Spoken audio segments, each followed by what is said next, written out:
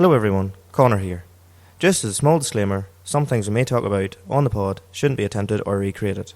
Remember to keep everything legal, keep it between the hedges, and don't tear up the ground while you're on the pull.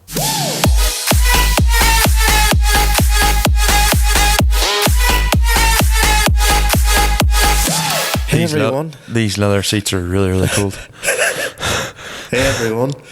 You're listening to the Eskimo podcast from the North Pole. We're freezing our balls off. We are cold. Podcast by Limited Slip Differences.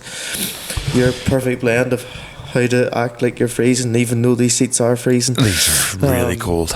You're joining us as the weather really takes a bad turn, and it's not really windy out there, but it's very cold. But anyway, this is the Limited Slip Differences podcast where we talk a lot of things about cars. Need to put my seat back. A lot of things about farming, and a few things in between. I am Conor, and I am Michael, and we are cold. And we are both cold.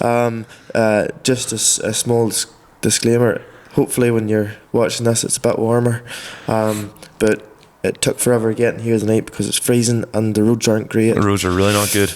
No, they're really not good. Sunday night when we were coming back from the Drift Games bash, like, it was starting to get cold and every fucking gritter in the country was out. Yeah. And then, like, this morning there was snow on the roads and the roads weren't even, like, looked at, and I was just like, come on guys, like, how? Yeah. I left the house at like 9:15 and yeah, it's very cold. What's new, Michael? We're in episode 72. Did we say that? No, we didn't say that. Hey, what's new? Fuck, I've had him. So, probably done was it last week?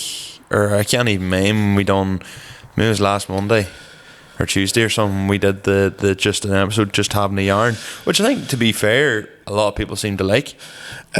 I listened to it a bit there this evening just to see what it sounded like, and it was alright. Sort of happened because, as we explained the last one, and we'll explain again, we had just between different guests and rescheduling and stuff like that there, and different things coming up, we kind of were left.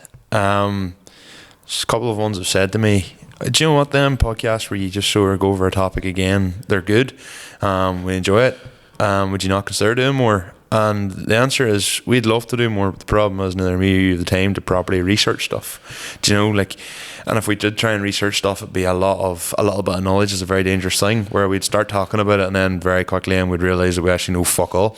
Well, fun fact about your stocking rate up in the shed, I know fuck all. Yeah, there's no other way upon it. But look, before we get into anything, you had a savage weekend there past. Fuck, the lead up to it was anything but savage. So yeah, done the Drift Games bash last weekend. Not as good a weekend for the car, definitely, as the first weekend. Thankfully I wasn't involved in that fucking huge pile up on the Sunday. Yes, and to all the drivers, thankfully everybody's okay. That everyone is okay. Cars can be fixed. Humans can be fixed, but only up to a certain point. And to be honest with you, there was also a big smash there in the weekend just past, and funny, I was going to bring that up too. You know, like, I've heard so many folk whenever they've been talking about the likes of that crash and what's happened, about, you know, this shouldn't have been happening or that shouldn't have happened. Look, shut the fuck up and just pay your respects. Nobody Simple was as there. Nobody knows the actual situation. We'll let the authorities do the relevant stop having your investigations. fucking comments, especially, like, we put a post up as well, kind of felt obliged to do it, and it actually made my blood boil. You know, people commenting saying this could have been avoided, this is not what the family wants to see. And even, you know, the page got a couple of messages from people, and then who actually blocked us so we couldn't reply before I gave him a mouthful back, just slabbering off and saying you're a disgrace, basically sharing this and, you know, glamorizing this and all. And I was like, the whole idea of this post is a tribute, do you know? And then there's ones like, I don't really want to get into it too much, but basically it's like, see, if you're not paying your condolences, slide the fuck on. It's a tragedy what has happened. 5 people lost their lives, regardless of the situation.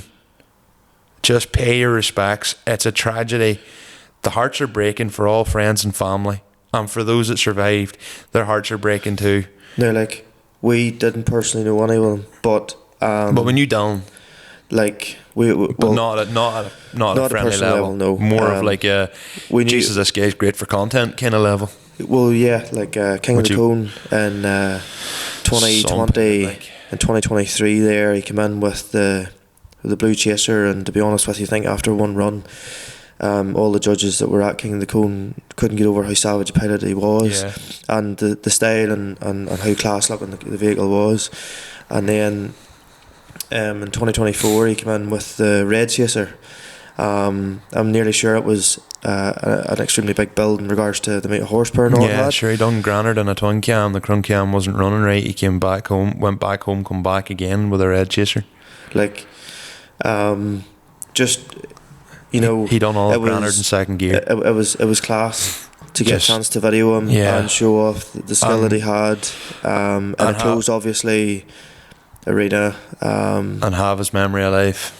You know, keep his memory alive. And look, all I can say is, for the conditions the roads are even tonight, and for the foreseeable through the winter time, just everybody take our canny and yeah, just watch yourselves. With that being said, yeah, back to, I suppose, the crash at Drift Games again. Horrible, not nice. Yeah, I don't know if you've seen the videos. We were showing the video there sort of real time, because coming out on Sunday morning, and obviously things had just kicked off, and we were like, why is the track so quiet? And then we heard at the start it was a 3-car pile-up, then it was a 4-car pile-up, then it was a 5-car pile-up. And the reality is there's a lot of vehicles involved. Some people got lucky, some people got not so lucky. But prior to that then, my week started off not so lucky. So if you might have seen on the pages, I was building basically I bought a tyre rack like this time last year with the intentions of building it onto our car transporter there over last winter, and then I took majorly sick last Christmas, and I was out of action for 3 weeks. It's the most sick I've been probably in my life, and I missed out on getting a lot of stuff done, and that was one of them. So I've been working away a lot recently, doing a lot of travelling with work, and finally had a bit of a clear couple of weeks, which ended up not being a clear couple of weeks, but that's another story. And I said, right, I'm going to start getting this tyre rack done, but I want to do it right. I want to do it safe. I went overkill on it. There's no two ways about it. I went absolute overkill on it. I could have probably made it a lot easier on myself, but I wanted to do a real proper, nice, safe job, which I am glad I done. But it took longer than I expected. And then on Friday night, I come home Friday to do the final touches. Bearing in mind I'd planned on starting the car on the Wednesday night, and we'd record it on the Tuesday, but had to keep going through the Wednesday night to finish off some stuff. You came down and helped me spray it, and then I had to do a bit of rewiring, because originally I thought that my plug was fucked, because when I moved the plug about, the lights would work, and I rewired the plug and nothing worked. Absolutely nothing worked. Took the plug apart, done the whole thing again, made sure it was completely correct. Nothing worked. And I was like, are you serious? Like, what is going on here? So that was okay. Yeah, done that. And then it turns out it was a bad earth fault with the trailer. So cue me then having to go and lie in below the trailer and try and fix that. That went from taking, planning basically hooking on the trailer and going down to the car. I didn't start actually working on my car, I think something like 11 o'clock at night. And the car didn't really need a wild pile, to be honest. Spark plugs, diff oil change, gearbox oil change. Didn't worry about the actual, said this in the last episode, didn't really worry too much about the engine oil, because it hadn't seen that much use, and I'd rather something that was a bit broken rather than fresh. Don't ask me why that makes sense, but it just didn't. But I have a full new, I had basically oil with me there to top it up with anyway, so it did get half an oil change down there. But in the end up, we only got into the house at 2 o'clock in the morning, and we were leaving again at 3:45. So we got kind of like the run to Cork. We got absolutely no sleep. And the same as the last Drift Games bash. The thing is, the last Drift Games bash was the first bash. Like, we were so excited this time it was excitement, but it was a different kind of excitement. And to be honest, the last time it went so well, actually a lot of what I had this time was dread. I was actually kind of partially dreading it as well.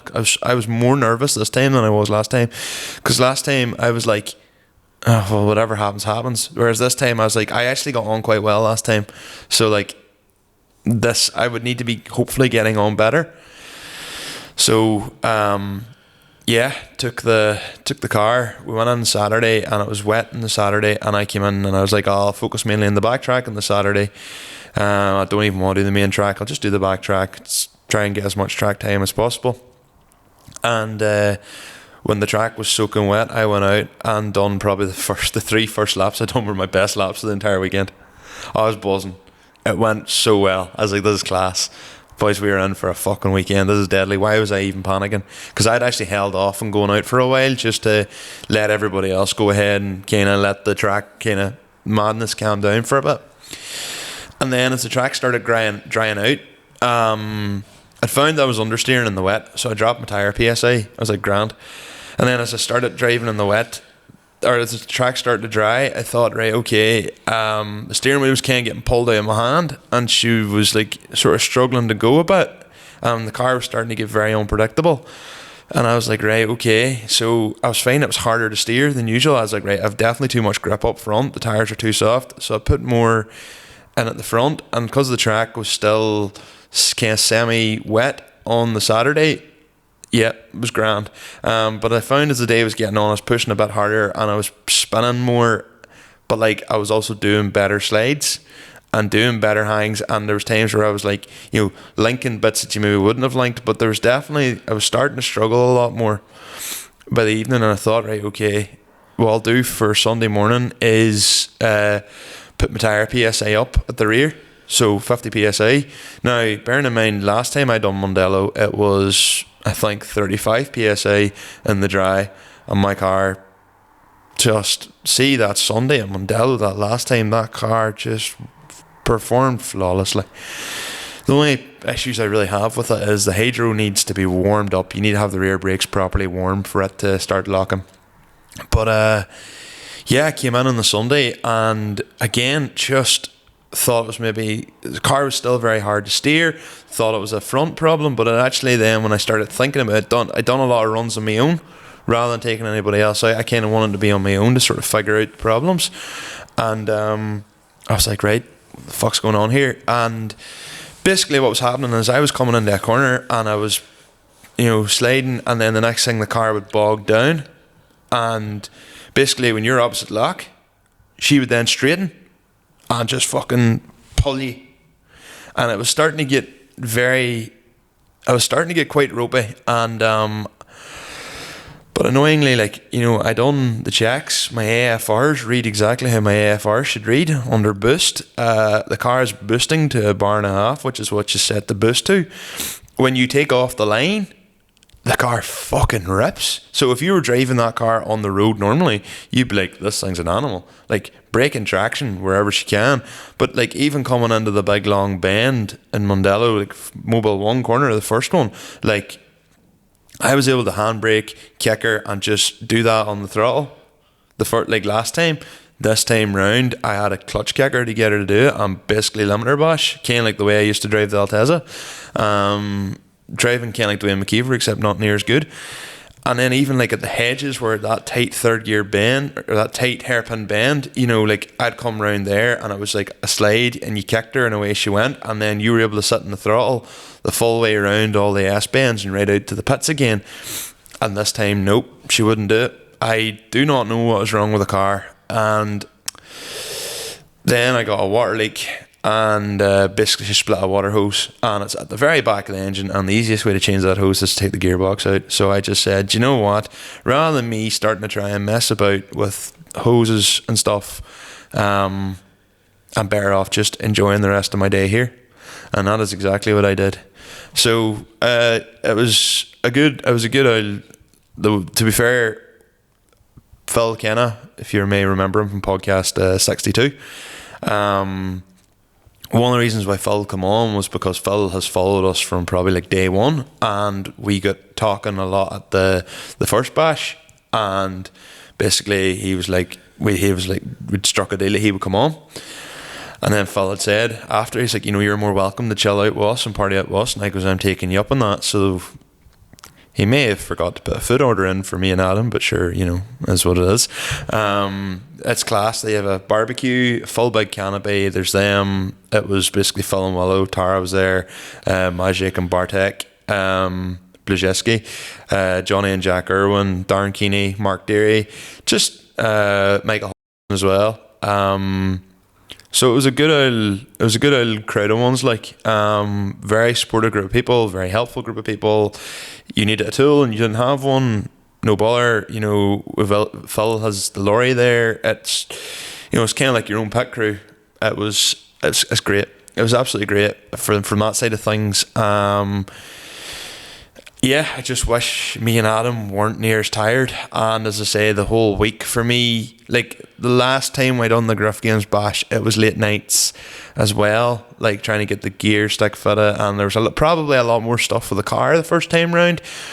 But this time was just more of a slog because I was doing such long hours in sight and then coming home and doing all that as well. So, yeah. Look, hopefully the spring bash next time round will be. I still have all the tyres as well, so that's a bonus. Yeah, because it wasn't hardened tyres at all this weekend, so that was good. I have more, but I've talked for a while. Do you have anything new to add?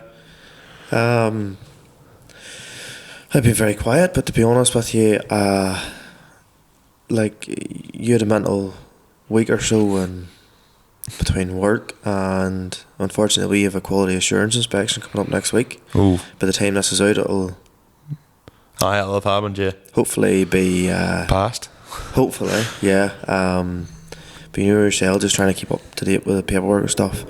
That is an absolute killer. And I know, and the thing is, you're quite good at documenting stuff. You're saying that, but I've seen the way you record stuff on your phone and all. Like, you would do a lot of that. So can you imagine someone who writes nothing down? How they would get on? Allegedly. That's me. Right. No, look, it's like anything. It's the most stressful time. Yeah, 100%. Up to, so just getting ready for an inspection, and thankfully this is out after it's over, and it's just not fun.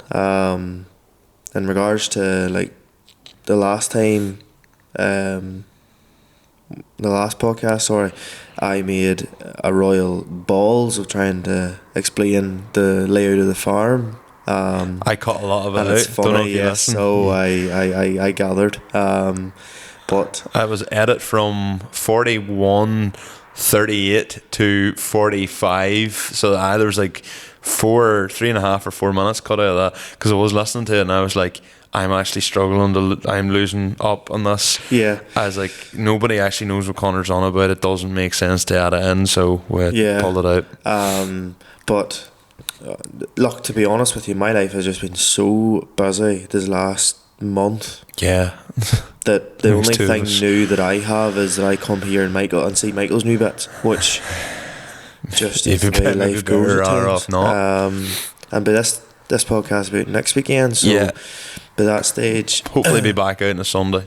We'll be back somewhat in the swing of things. Gemma's brother Mark and Tash will be married, and I might, for all we know, listen a wee bit to this severely hungover. But hopefully they get good weather and it be a great day for them and that. So as mad as it is, yeah. And the other thing is, I'm just so fucking cold right now. Yeah, I have the cold, like a t-shirt, a hoodie, this coat on, hat on, jeans. Thanks very much, Porrick Leonard, for the hat again. Yeah, mine's is at home actually as well. I need to get that. I've got used to the hoodie, but I kind of wanted to promote our own stuff kind of on the pod. But yeah, I just to be honest with you, what was on me today just sort of stayed on. Threw it on me again. Just that's valid. I was late starting this evening at home, and it was sort of a bit of a rush to get here in time. But yeah, as boring a bugger as I am at the minute. Yeah, well, I've and I'll probably artistically speak certain ways around this, but I'm having a bit of trouble with Cal. as well. The absolute change in weather has not been good, and the worst bit is I kind of pulled out all stops, bought cattle in, including yourselves, that has been vaccinated up the nose from birth.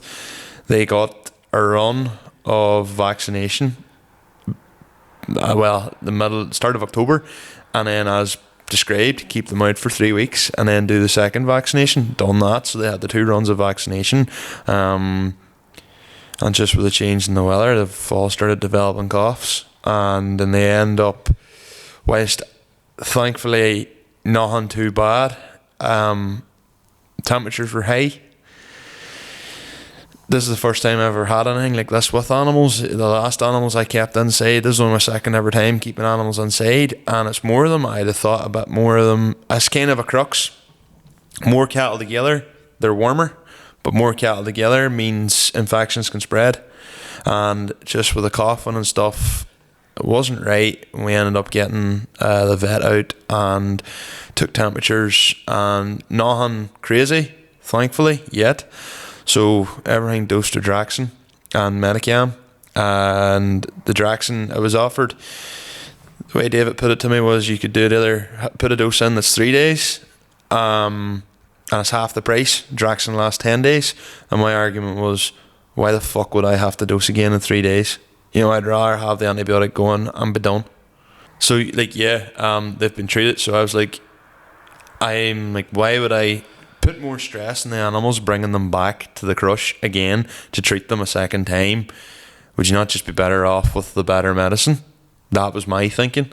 So put the Draxin into them, Medicam, and one thing I have to say is they never lost their appetites. They're back chomping through silage as quick as I can give it to them. You've gotten them in good time, and you basically just went for precaution. Boom, treat them all. Yeah. So in theory, get it early, get it treated. But you know what the interesting part is? The ones who,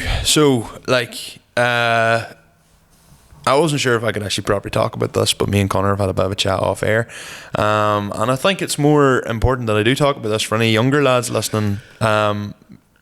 Look, for me, I grew up on a dairy farm, but as I say, as we know, whenever my father was quite young, or I was quite young when my father passed, and I've worked in dairy farms over time, but I was always just kind of as a farmhand and helping out with milking, and I never really got that involved with animal welfare. And I always just, because I travel a lot in a previous job, and even in this job, I never kept cattle through the winter. So I'm actually learning a lot of stuff now for the first time that a lot of people would either take for granted or would know, because I never had to worry about likes of pneumonia. Because well, that's the same as whenever you started to well gates, you didn't just automatically weld a gate. No. You went and done a welding course. Yeah. And now you can weld gates. So, before I went to it's sickening, because when I left on the Friday night before going to the Drift Games Bash, I'd be up with them every evening, I'd be feeding them, and they odd cough when they're eating, but they'll do that when they're eating because they tend to eat that much that they kind of nearly end up giving themselves indigestion or whatever, and they cough. No matter what, they'll do that in the middle of summer when you feed them meal, they'll cough. So they were getting that. As I say, I was standing with them, wasn't really noticing anything, and then Becca was saying to me then over the weekend, she goes, you might want to just check. She's like, I'm starting to notice a bit of coughing here. I went, fuck, okay. And then whenever you and Andrew were up on Monday night, that's when you were both like, Michael, that's probably something you should maybe start looking into more. And I was like, fuck, I thought it was just more of a meal type cough. What's weird, what's most interesting is that the cattle that are coughing the most had the lowest temperatures. And the cattle that were literally thriving and kicking about the yard whenever, because the way, when you've seen the gates in my yard, I can turn my yard into a full collecting pen. So I just opened the gates and let them come into the crush at their own pace. And they ran, some of them ran about the yard and kicked about and sported. When they do whenever they first get out of the pen. And they were the ones that recorded the higher temps. And I was like, the fuck? But they were kicking about and skipping. Yeah. Naturally, they would have higher temperatures though. Okay, fair, that makes sense. But okay. Because the ones that I thought that would have been more infected had the lower temps. They weren't sporting as much? No. Oh. But I mean, I let them in the yard for a while before the vet come, so it was not to say like it was instantaneous. There was a bit of a time delay. Like I thought it was very surprising, and it just kind of showed me is that you can never really be too sure, and just basically the importance of a thermometer up the jacksie. Yeah. Yeah. As mad as that fucking sounds. Yeah. We don't actually have a thermometer, but then again, I have something you don't have. I have A bit of knowledge. a grumpy bastard who walks about that has 50-something years experience. No, 60-something years experience with cattle. Oh, that's true. He's not really, but you know what Jerry. Yeah. Anybody that works with a parent, a family. Oh fuck, sure. Don't I know? but yeah, like it's like the vet, I would say, was very polite in explaining to you, this is the way this could be done, or this is the way this could be done. Otherwise, what the fuck do you mean you don't? What the fuck do you mean you don't know that? Jeez, I've known our vet for about 25 years, like, so. Yeah. Do you know I grew up with our vet, like, so families know each other very well, like, so you know, he's a good cub, like, so David's a good lad, like, Parklands vet, David McCann, Portland, so you know, fuck, I've known David was here below me in school, like, you know, all through school, you know, went to Germany and all the way, I'm like in school trips and stuff, like, so yeah, fuck, I've known David a long time, like, so he would do me well, like, and the final thing is I need meal, so been done a solid by a listener, and I don't want to really give out who they are, but they're sorting me out on Saturday, even though they're not meant to be open. Have you anything else to add to the What's New? Genuinely. Yeah. And we've kind of pushed on through that and haven't dug into that too much, but that's fine. Well then, will we move on to our guest? We will. Our guest, as you'll probably see from the thumbnail that Michael's done, you'll know who it is. But anyway, if you didn't look at the thumbnail, guest is another recurring guest. From the last podcast, we were friendly with Andrew. Mm-hmm.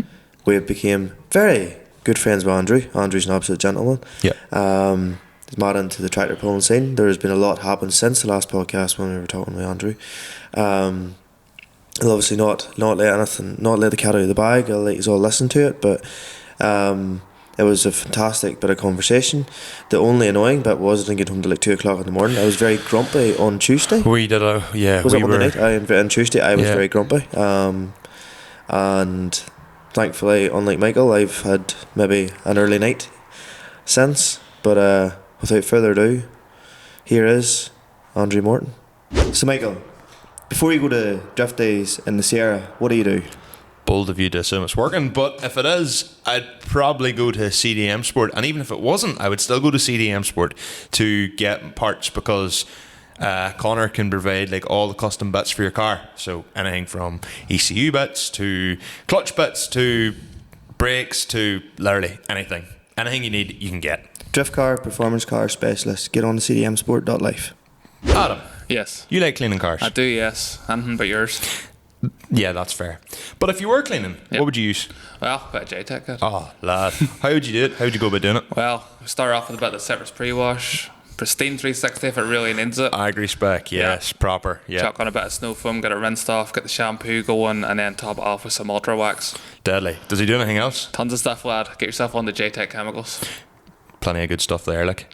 It's just JTech, kid. Get in your head. Right, we probably should have started this probably, I don't know, like probably 2 hours ago or something. And if I look out, I am out. It is start this weekend is. But it's good it's not one day, because if it was one day, then aye. I know the last time I came it was cow, like.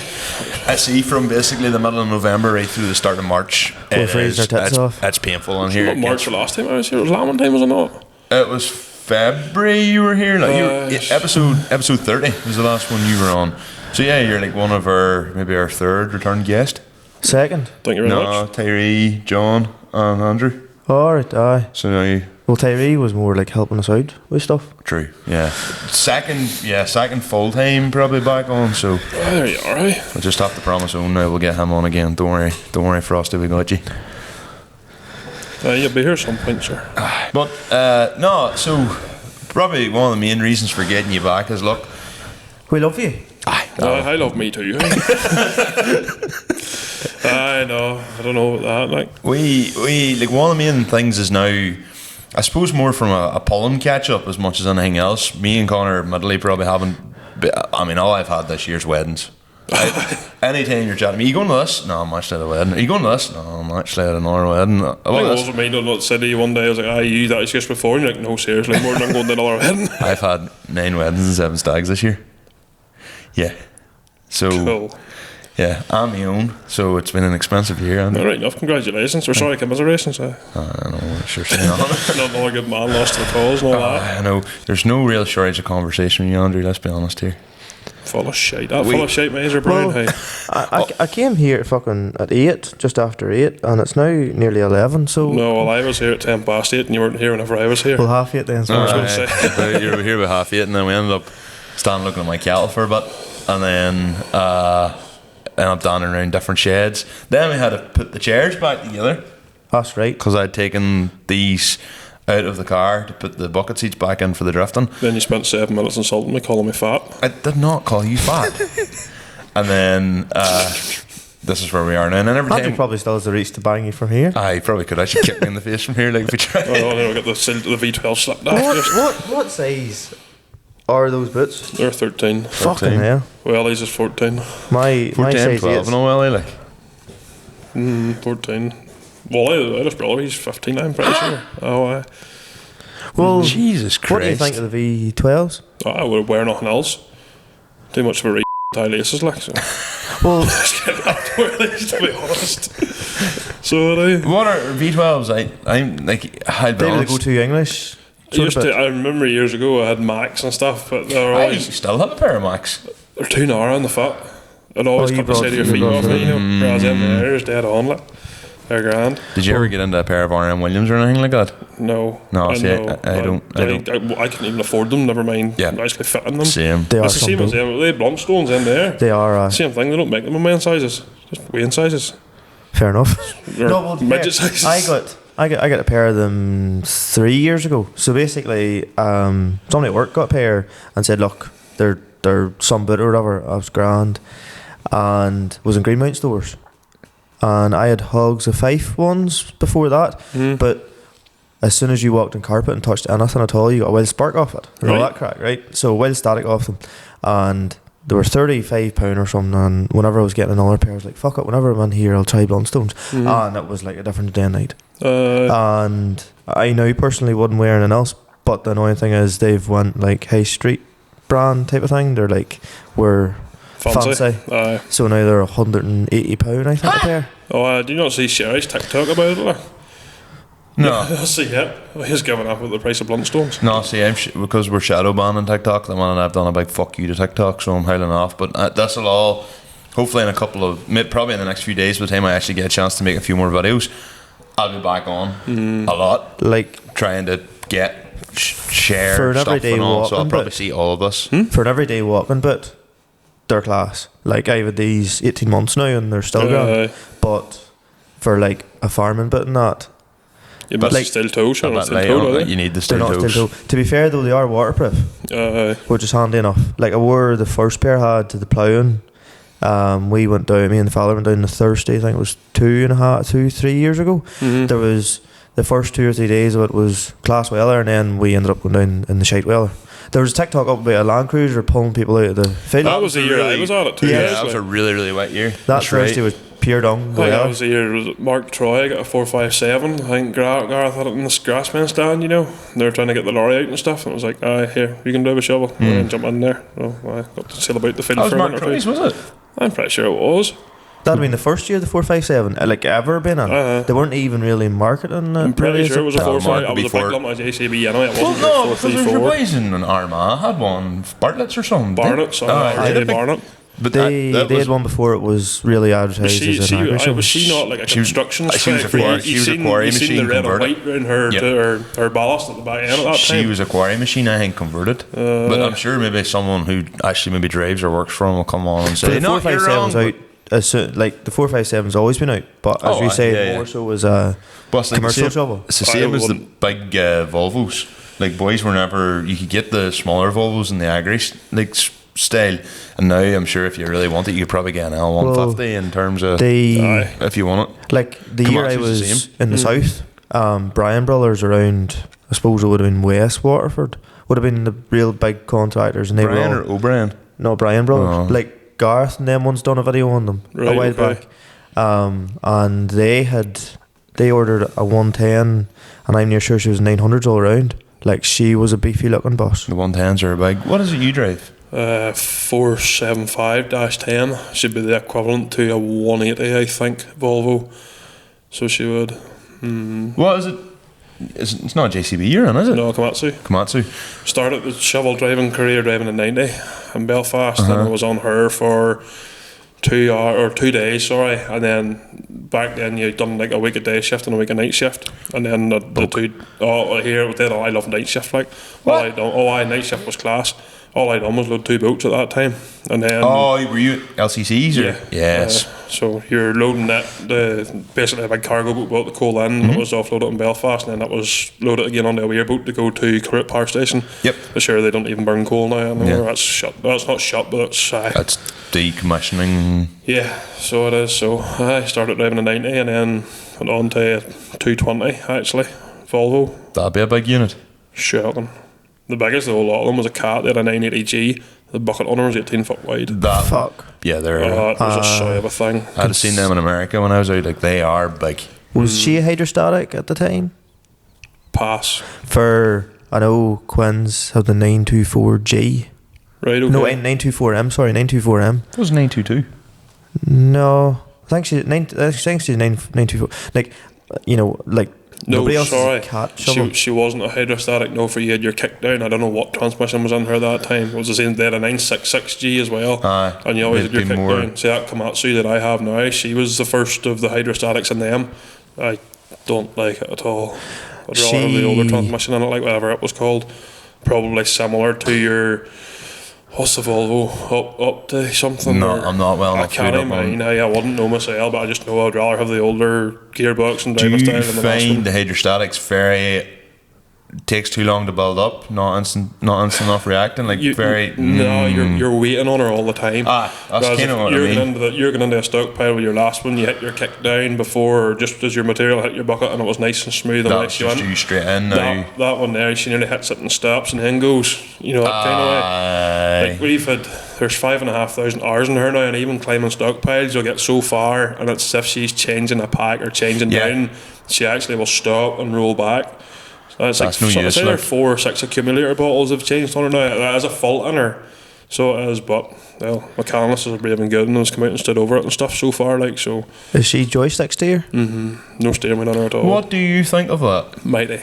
What if it? But okay, to bring it back to maybe more an agricultural thing, what would you think of using something like that on a silage pit? Mighty. Really? The only thing that I found it in Belfast Docks too. Whenever I was there. The 220s and the 180, they had the wee armrest that you flick down, and they also the steering wheel. Yeah, because a lot of them had the. You could have maybe drive between 2 and 3 miles from one yard to the next yard and around the port. And you could, for insurance reasons, you couldn't use a joystick in the road, but even if you wanted to, it would be just rough enough. Like, aye, because that was my next question. Was like, could you get away with the joysticks in the road? And I don't really think it would be the same. No, I don't think so. It wouldn't be the same. Very jumpy, very little movement at to low move speed. them, you know. At climbing or filling a loader, where you like, if you're obviously like going into a stockpile bucket and you're pushing forward and you're like pulling back the bucket and kind of trying to fill your bucket, it's probably ideal for that, because you've your 2 hands here and you're not fucking worrying about one hand doing this and the other one here. The other thing, silage pit be the same. Yeah, well, the only thing is, but your Volvo, and I think that new armrest and your JCBs is very similar. It's like a wee toggle that sits between your finger and your thumb. Okay. Whereas that one of mine, it's the same joystick that came out of like a WA500 or an 800. It's a big handheld thing. You know, you have to physically move your full arm nearly as such to get her to steer. Whereas the Volvo was, you could have done that. You know, and she moved. It was very delicate. You know, that kind of way. But Komatsu's were kind of dated in their cabs compared to Volvo. Like.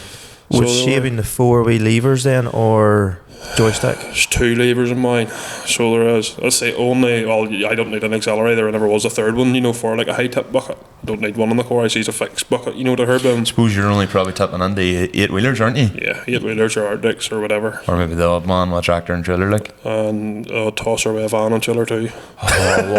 Was there not? Yeah, was there not a time somebody asked you to put 2 tons of stone into a wee car trailer? They put my blood pressure up, like they really do, honestly. And you see, try to explain to somebody, look, fella, the one buddy, I didn't even know who he was, but he came in a couple of years ago looking 2 ton of gabion stones. Like gabion stones is like 6 to 8 or 10 inch clean big spalls, you know. So real size and stuff, and you can't drop them for height, for they're brave and heavy. Your man, he wanted 2 ton in this wee timber frame trailer, and it's like, friend, no, this is not going to work.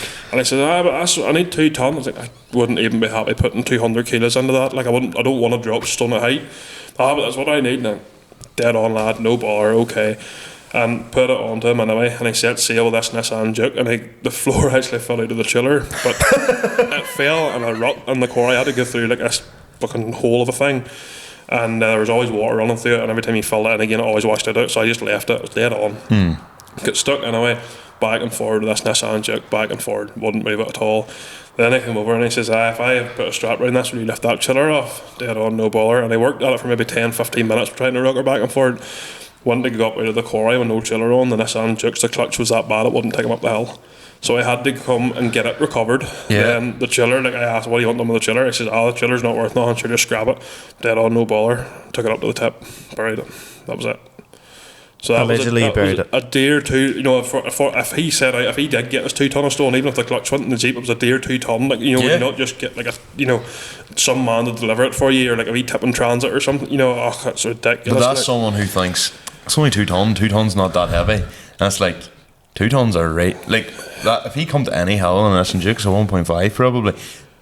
Like my Amarok. 2 tons, you'd know it was on behind. But you see people I've seen boys coming into the quarry before and like a polo and opening the boot and setting 4 inch or 2 inch clean draining stones into the boot. What? Like that shouldn't be in a quarry. Like that's not safe. No. So it's not. No. It's, like no disrespect to anybody either, but a man coming in with a van and chiller, you know, can I have a couple of 100 kilos of sand? Like no bother, I'll put it on you. But from a sales point of view, like how does that justify putting like a clock and hours on that shovel for 200 kilos? You know, there's no. You'd be far better like with bays in the quarry itself and a wee telehandler sitting going, rather than, you know, like I don't know what that shovel would have been, which should have been 350,000 unit, probably more, you know, probably more. I hear, look, whatever, I'm paid to drive it, not complain. So it's a bit of a tangent to start off on, but hey, we'll take it. Can we look, last time you were on, we kind of got the whole introduction kind of to yourself, like where you're from. Like you live literally right beside the coast on a really fucking steep hill that I didn't believe was how steep until I drove it myself and went, I had a Castmore mountain.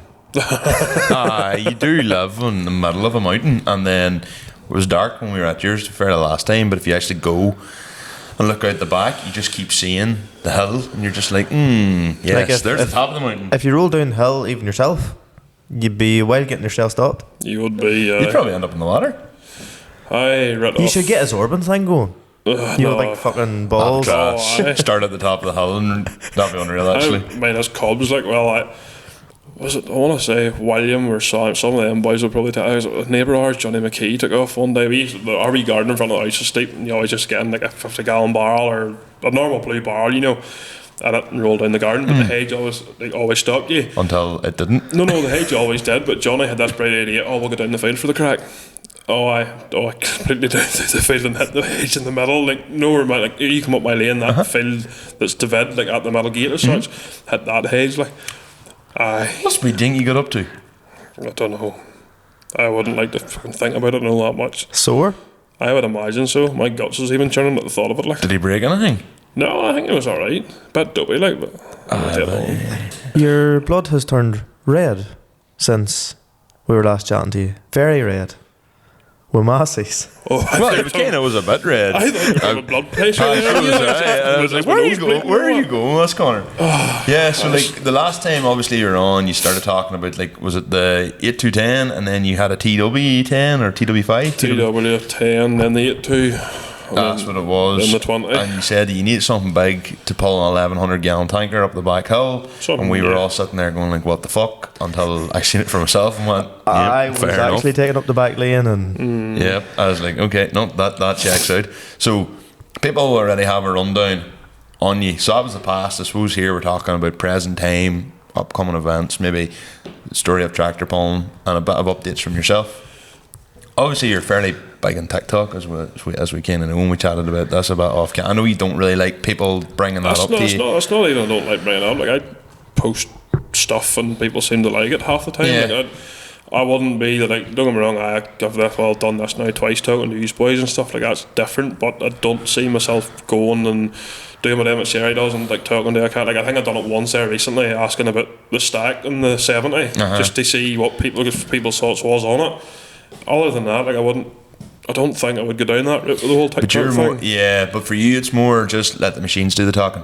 It's not even that. I tell you, the nice thing about it is it's something to look back on and see, you know, like what you've done through the year. There was that day, bucket up that harvester. I enjoyed that day, you know, away at Gareth or a tractor pull, you know, or, you know, you always look back and have any memories, and it's something to have, you know, that kind of way. 100%. That's what I like about it. Absolutely. Yeah, that's what Abby Higgins, who was on with us a couple of episodes ago, said the exact same thing. She takes all her videos, they're all for her. Yeah. So she can go and like, yep, in 2025 I done this, in 2024 I was doing this, and remember in 2017 I was doing that. So like, even I mind doing one, like, even whenever the bull came, like me and Matthew went up and it was a win, just like was there 3 or 4 short clips of the cattle on one of our fields that look out over like Ballygally and Larne and all that crack, you know. And it was well nice, day, and it worked nicely, you know, but you don't have to take big long videos to have a nice memory, if that makes sense. No, definitely not. No. Just, do you remember that day that was XYZ and that's that? No, like, I might have the tractor and tanker at John's actually one day, that tanker at Logan's, and it was just filling, standing, I think it was actually standing around in a fag or whatever it was, just looking around me, and then the next thing I seen the sunset and just over the bonnet, you know, it was well nice. Like, that TikTok done well. For all it was 4 or 5 seconds lovely. right place, right time, but yeah, pretty much. But so last time you were on with us, the international would have been the big thing, the 1455, or as we sort of affectionately called her, the 727.5. 727.5. Considering she was missing half. She was only windscreen had gone on her at that stage. I think the windscreen more or less just cracked, or hadn't long cracked. There's because you were showing us off air the video. It was sitting in Gar's shed, wasn't it? I can't remember what we were doing that day, but we were doing something anyway, and we walked by her. And I think it was Gar said to me, "Hey boy, you see your tractor?" And I was like, she's sitting in there, sir. No, but did you see her? No. Why, what's wrong? Just look at the windscreen.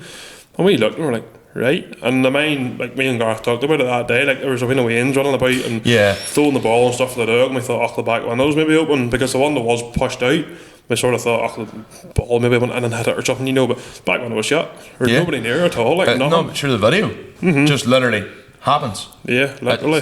Freaky, like. It was strange now. I'm just glad the even flow sticker was there to kind of keep the one together.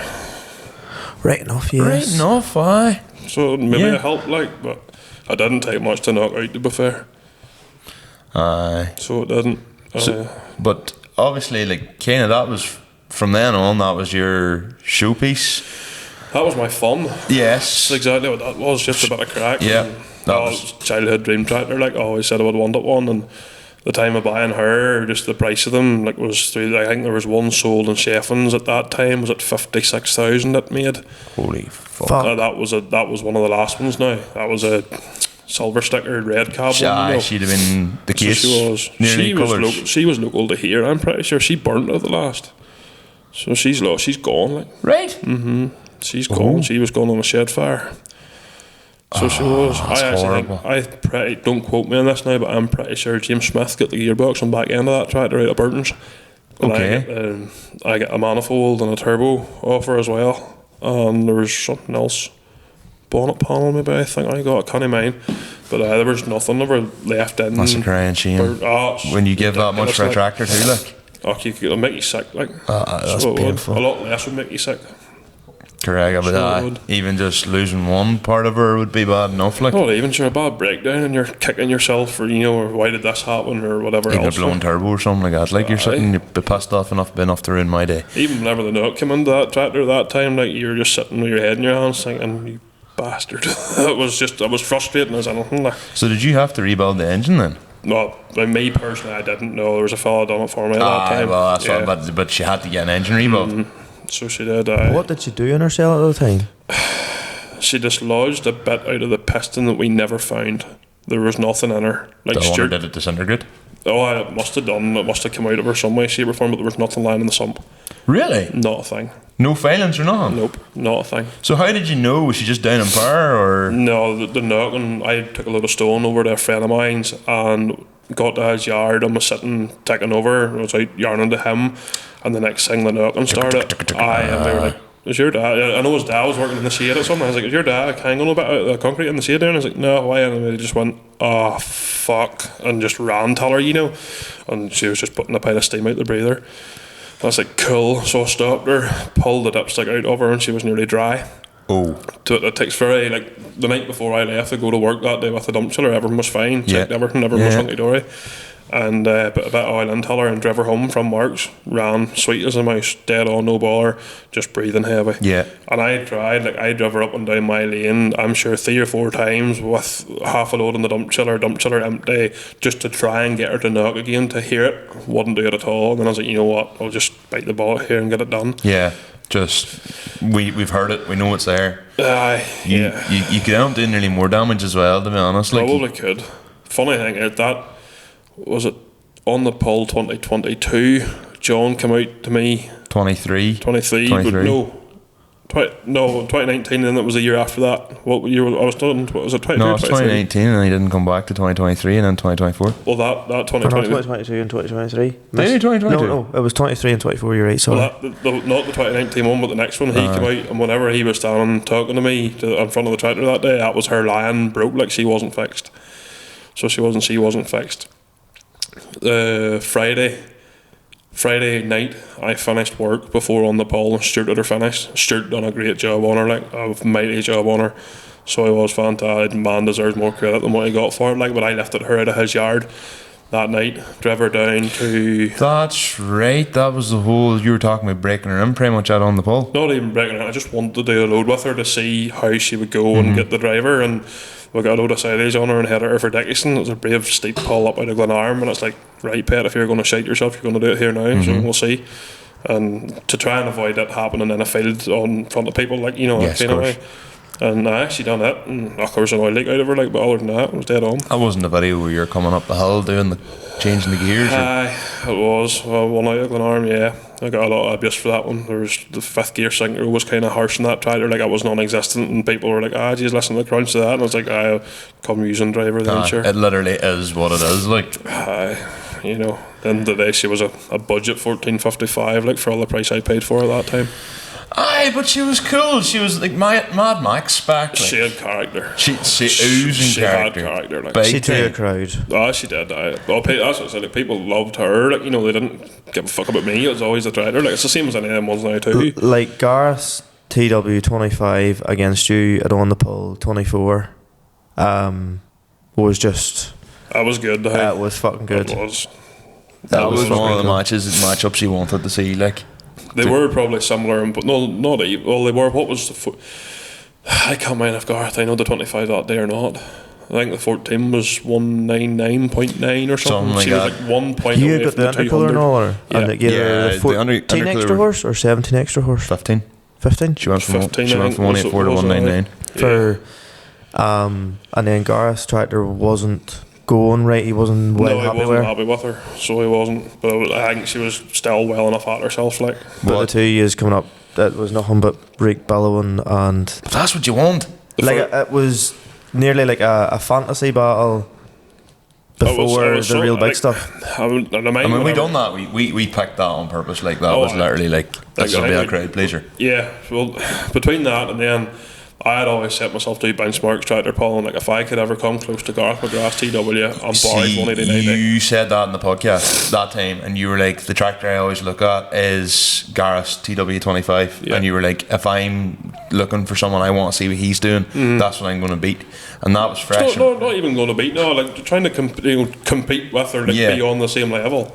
You know, that kind of way. I probably paraphrased you wrong there, to be fair, but I do remember you saying that. So when we were picking, I was like, Andrew benchmarks his tractor against that. I go put him against it and see how it goes. We originally picked possibly a different matchup, and then it was done the year before against. We were going to put you against Owen Duffy originally, because that's right. I asked you to change it. Yeah, that's right. You came to us and we were like, put you against Owen for a rematch, and you were like, we've right done it. And I was like, right, who do we look at? He said that in the pod. There we go. That's right. That little detail that completely changed the entire thing of events. Skipped my mind. No, it was, to be honest, like, because we put Owen Duffy against Dermot Keane.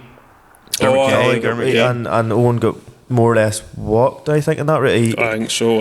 Yeah. Yes. That 189 as Owen, well. to be fair, it was some crack in the Friday night. What was I it? left him back. Aye, we left him home. He's a good cub, like. So I went to his wedding that day, or that time too. That was a good steam night. So it was. He's a good couple. It was him and the brother, wasn't it?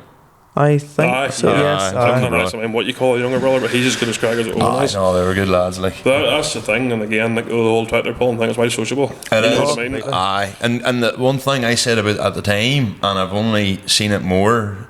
Everybody was really good at putting an arm around us.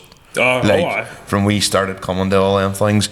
Everybody made an effort, like take the likes of your Conor, Ryan McMullen, etc., Eve Cook, etc. Everybody, in fairness, put their arm around us. They still think your turbo's naturally aspirated also. I'm never going to live that down for them boys. Boys today all the same. Didn't see the Snapchat. I did, surely, yeah. Why? What happened? Bambi on ice is ready to return to the ice. So she is. Mm-hmm. She is. Or sorry, Bambi's ready to return to the ice. She is at herself now, like. I knew the heart going right, like. On steroids. Aye. Lots of it. She's only a 30k tractor, isn't she? Yeah. Yeah. So this is the thing, interesting thing about 50s, 50 series deers. The 30ks barely even done. They're 30k. They're deadly slow unless you put oversize on them. The 40ks do like 32 mile an hour. Is that right? It's like a 40. Yeah, right. like a 40 series deer or 40 series New Holland. The 40k, 30 50s, 33 50s are the 50k 50s flying machines. I know nothing about them. That was always a running joke. The 30s now, I'm sure boys will say actually, our 30 does 21. It probably does, but like the 30s were always known to be slow, and the 40s were flying. The last interest I took on a John Deere was Bertie Arthur 6820 been dragged backwards down the yard. That's a good. I hadn't seen the video. Were you that night? I wasn't there, no. It was some crack, So it was. I was humbled though. Heard a buddy come in. What do you call him? Dean Prescio, was it? I think you call that young fella. I can't mind his name or who he drove for, but he came in that night with 2 weight blocks on a 155R or 150R, whatever it was. And he says, I'll give you a go. And I says, aye, dead on. Set your weight block off, sure, we'll try it. And I set the back weight block off, but I kept the front one on. I says, you're still too heavy. And he says, no, I'm not. And I says, well, see for the sport. I says, I'll do it, no bother. I says, but you see if you beat me. I says, set the front one off. Credit, tell him how he did. So it is. So he pulled me once with the block on, and then I set it off, and he pulled me again, and then I got him once, and then he got me again. So was that the chain? The big slang it was we used. But I was down at Stevie Evans' pull. Is it? Yeah. In a way, whoever gets going first. It's hard to know. I don't really know. The beauty about the Turbomatic clutch was like I had my foot off the clutch and me sitting with the foot planted in the brake, like so she was going, let your foot off and open her up and she was you're probably you're nearly boost belt, you're brake boosting. Probably something along them lines. Like can't really what the tractor pulling boys do. Well, their centrifugal clutch is a bit different. They let their clutch out as they build boost. You can let that Turbomatic clutch slip away, but you still don't do any harm. Because that's what you were telling us at the time. She's is it Queso-matic or something you called them? Yes, she's basically Fint called it a Turbomatic or that's whatever. What it was. The same part, like it's a ZF or ZF would be ZF clutches anyway, but they're the same thing. Because I remember that was the whole thing, because I didn't realise that's the way she was. Between like your, was it the 615 LSA fence and some of them favourite fence or favourite fence or whatever you pronounce it. 515C, Yeah, even your bigger ones then too. What I always noticed about your tractor though was I always thought whenever you, like the 14, I always found whenever you hit the throttle on her, she was very slow to build. They all are. They're even slower to come down the revs. They're a very slow rev. Yeah, because like that, would that not be a bit hectic on the road if you're pulling and she's hanging on to the revs if you're pulling a trailer or something? Would that not, she would? Not necessarily, like, other than you blipping a gear, what's your purpose for blipping? Well, keep your revs up. Yeah. You know what I mean? You never really had to do it with her. So I suppose, because I remember like whenever I screwed, you remember the dyno? The night we dynoed my tractor? Yes. Yeah. Right, what's she sitting at? 136. Okay. Give her a full turn there. I think we actually give her a full turn. I was like, right, start her up. Tractor started. Boom, straight to the sea. And I was like, cut her right. That was scary, hey? That was a wee bit, and then we had to keep doing it, and we turned it back in 8th of the turn. But I remember as I took her back to Alan's yard, she was still hanging herself a bit, and she wasn't coming down fast enough. And I was like, I know Andrew's 14 doesn't come down that quickly, but I don't like this. Not about the 14s didn't do that. Even my 12.55, like the time I had it, it was the same. Like they're all slow revving big tractors. I don't know why or what it is about them, but maybe it's to do with the caseomatic clutch in them. Maybe it's I don't think it's to do with she would have done it even in neutral. Like. It's more. I think whatever pump was on them or the design of them, too. But then again, like I've never heard one that's really sharp revving like an MX or something like that, but I don't know what it was. They're all the same. Jeez, I'd love an MX. MX 135 be great. No, Chris Dorman's MX 110, hey. Is it the one that was like yes, something it is. like 205 in the shaft? Haha, one, sorry. No, 180 something, I think, or 187 or something she was. Somewhere basically. Say just a real big block of an engine. They're coming. They're 5.9. They're 5.9 guns. So they're not even that big. No, not that big. It was funny, I mean, Chris telling us a story. Like, he took her into Cowens to get her dyno in service and stuff. And I think this is the story you told me. back her into the dyno and let her up and whatever else. And I got out to answer this phone or whatever, walked across the yard. And the next thing, the tractor at the stop, your man from Cowens was in and shut her off. And was like, "What's wrong? Are you alright?" He says, "I've never even an MX 110 doing 180, whatever horse it was. That's all you need to know." Aye. Because we're not taking her any further. Like. So no, I mind drawing silage with her one day up the same hill out of Glenarm up Dickinson. And you had to lift your foot off and bring her down a full gear just so she wouldn't overheat. Oh, an animal of a thing, like an animal. Was cooling a problem then, was it? Not really, but I think She that her was at that just power, yeah. Sweating horsepower, like. Bear in mind that they stopped the dyno at 185 horse at what revs. I don't know, that wasn't a full test. She could have been far more. So she could have been. And who was that, Chris Dorman? That was Chris Dorman's old tractor. So they're the same, whereas a 110, 135, they're all the same engine?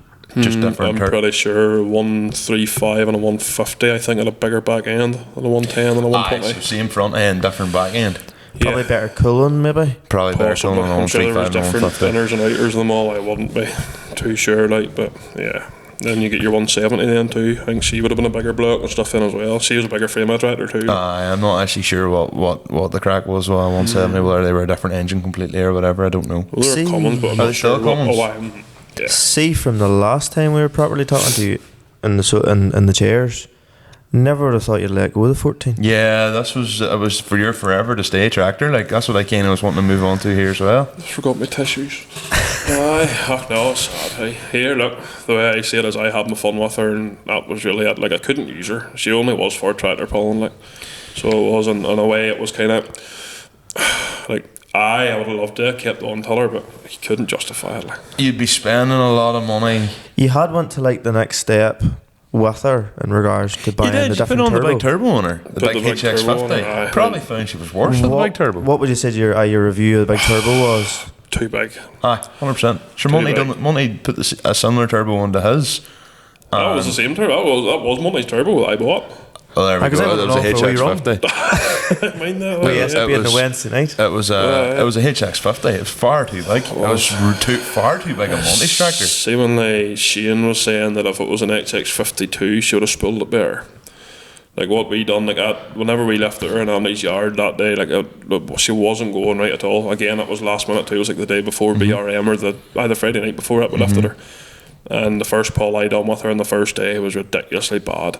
And Shane came over and he says, "Why is it bad?" And I said, "I don't think she's not spilling it right at all. Like, and she's revving out as far as she can." Shane, he looked round her and he says, "Aye, the way to Jack's tractor there, Jack Hudson bring out the toolbox or whatever, dead on." And they come back and I says, "How that there?" "What's that there?" And he said, "I don't need that anymore." Took the wee bolt that stops her revving out past 2500 for you to set your limit, took it off the pump. I didn't know what she was revving to, like, but you talk about a fucking animal then.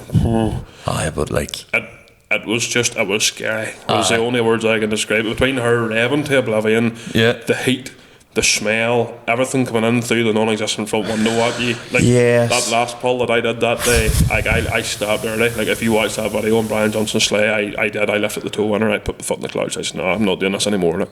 Were you nearly? I can mind saying to you in the road to get the turbo, do you reckon the tractor's fit for it in regards to the engine?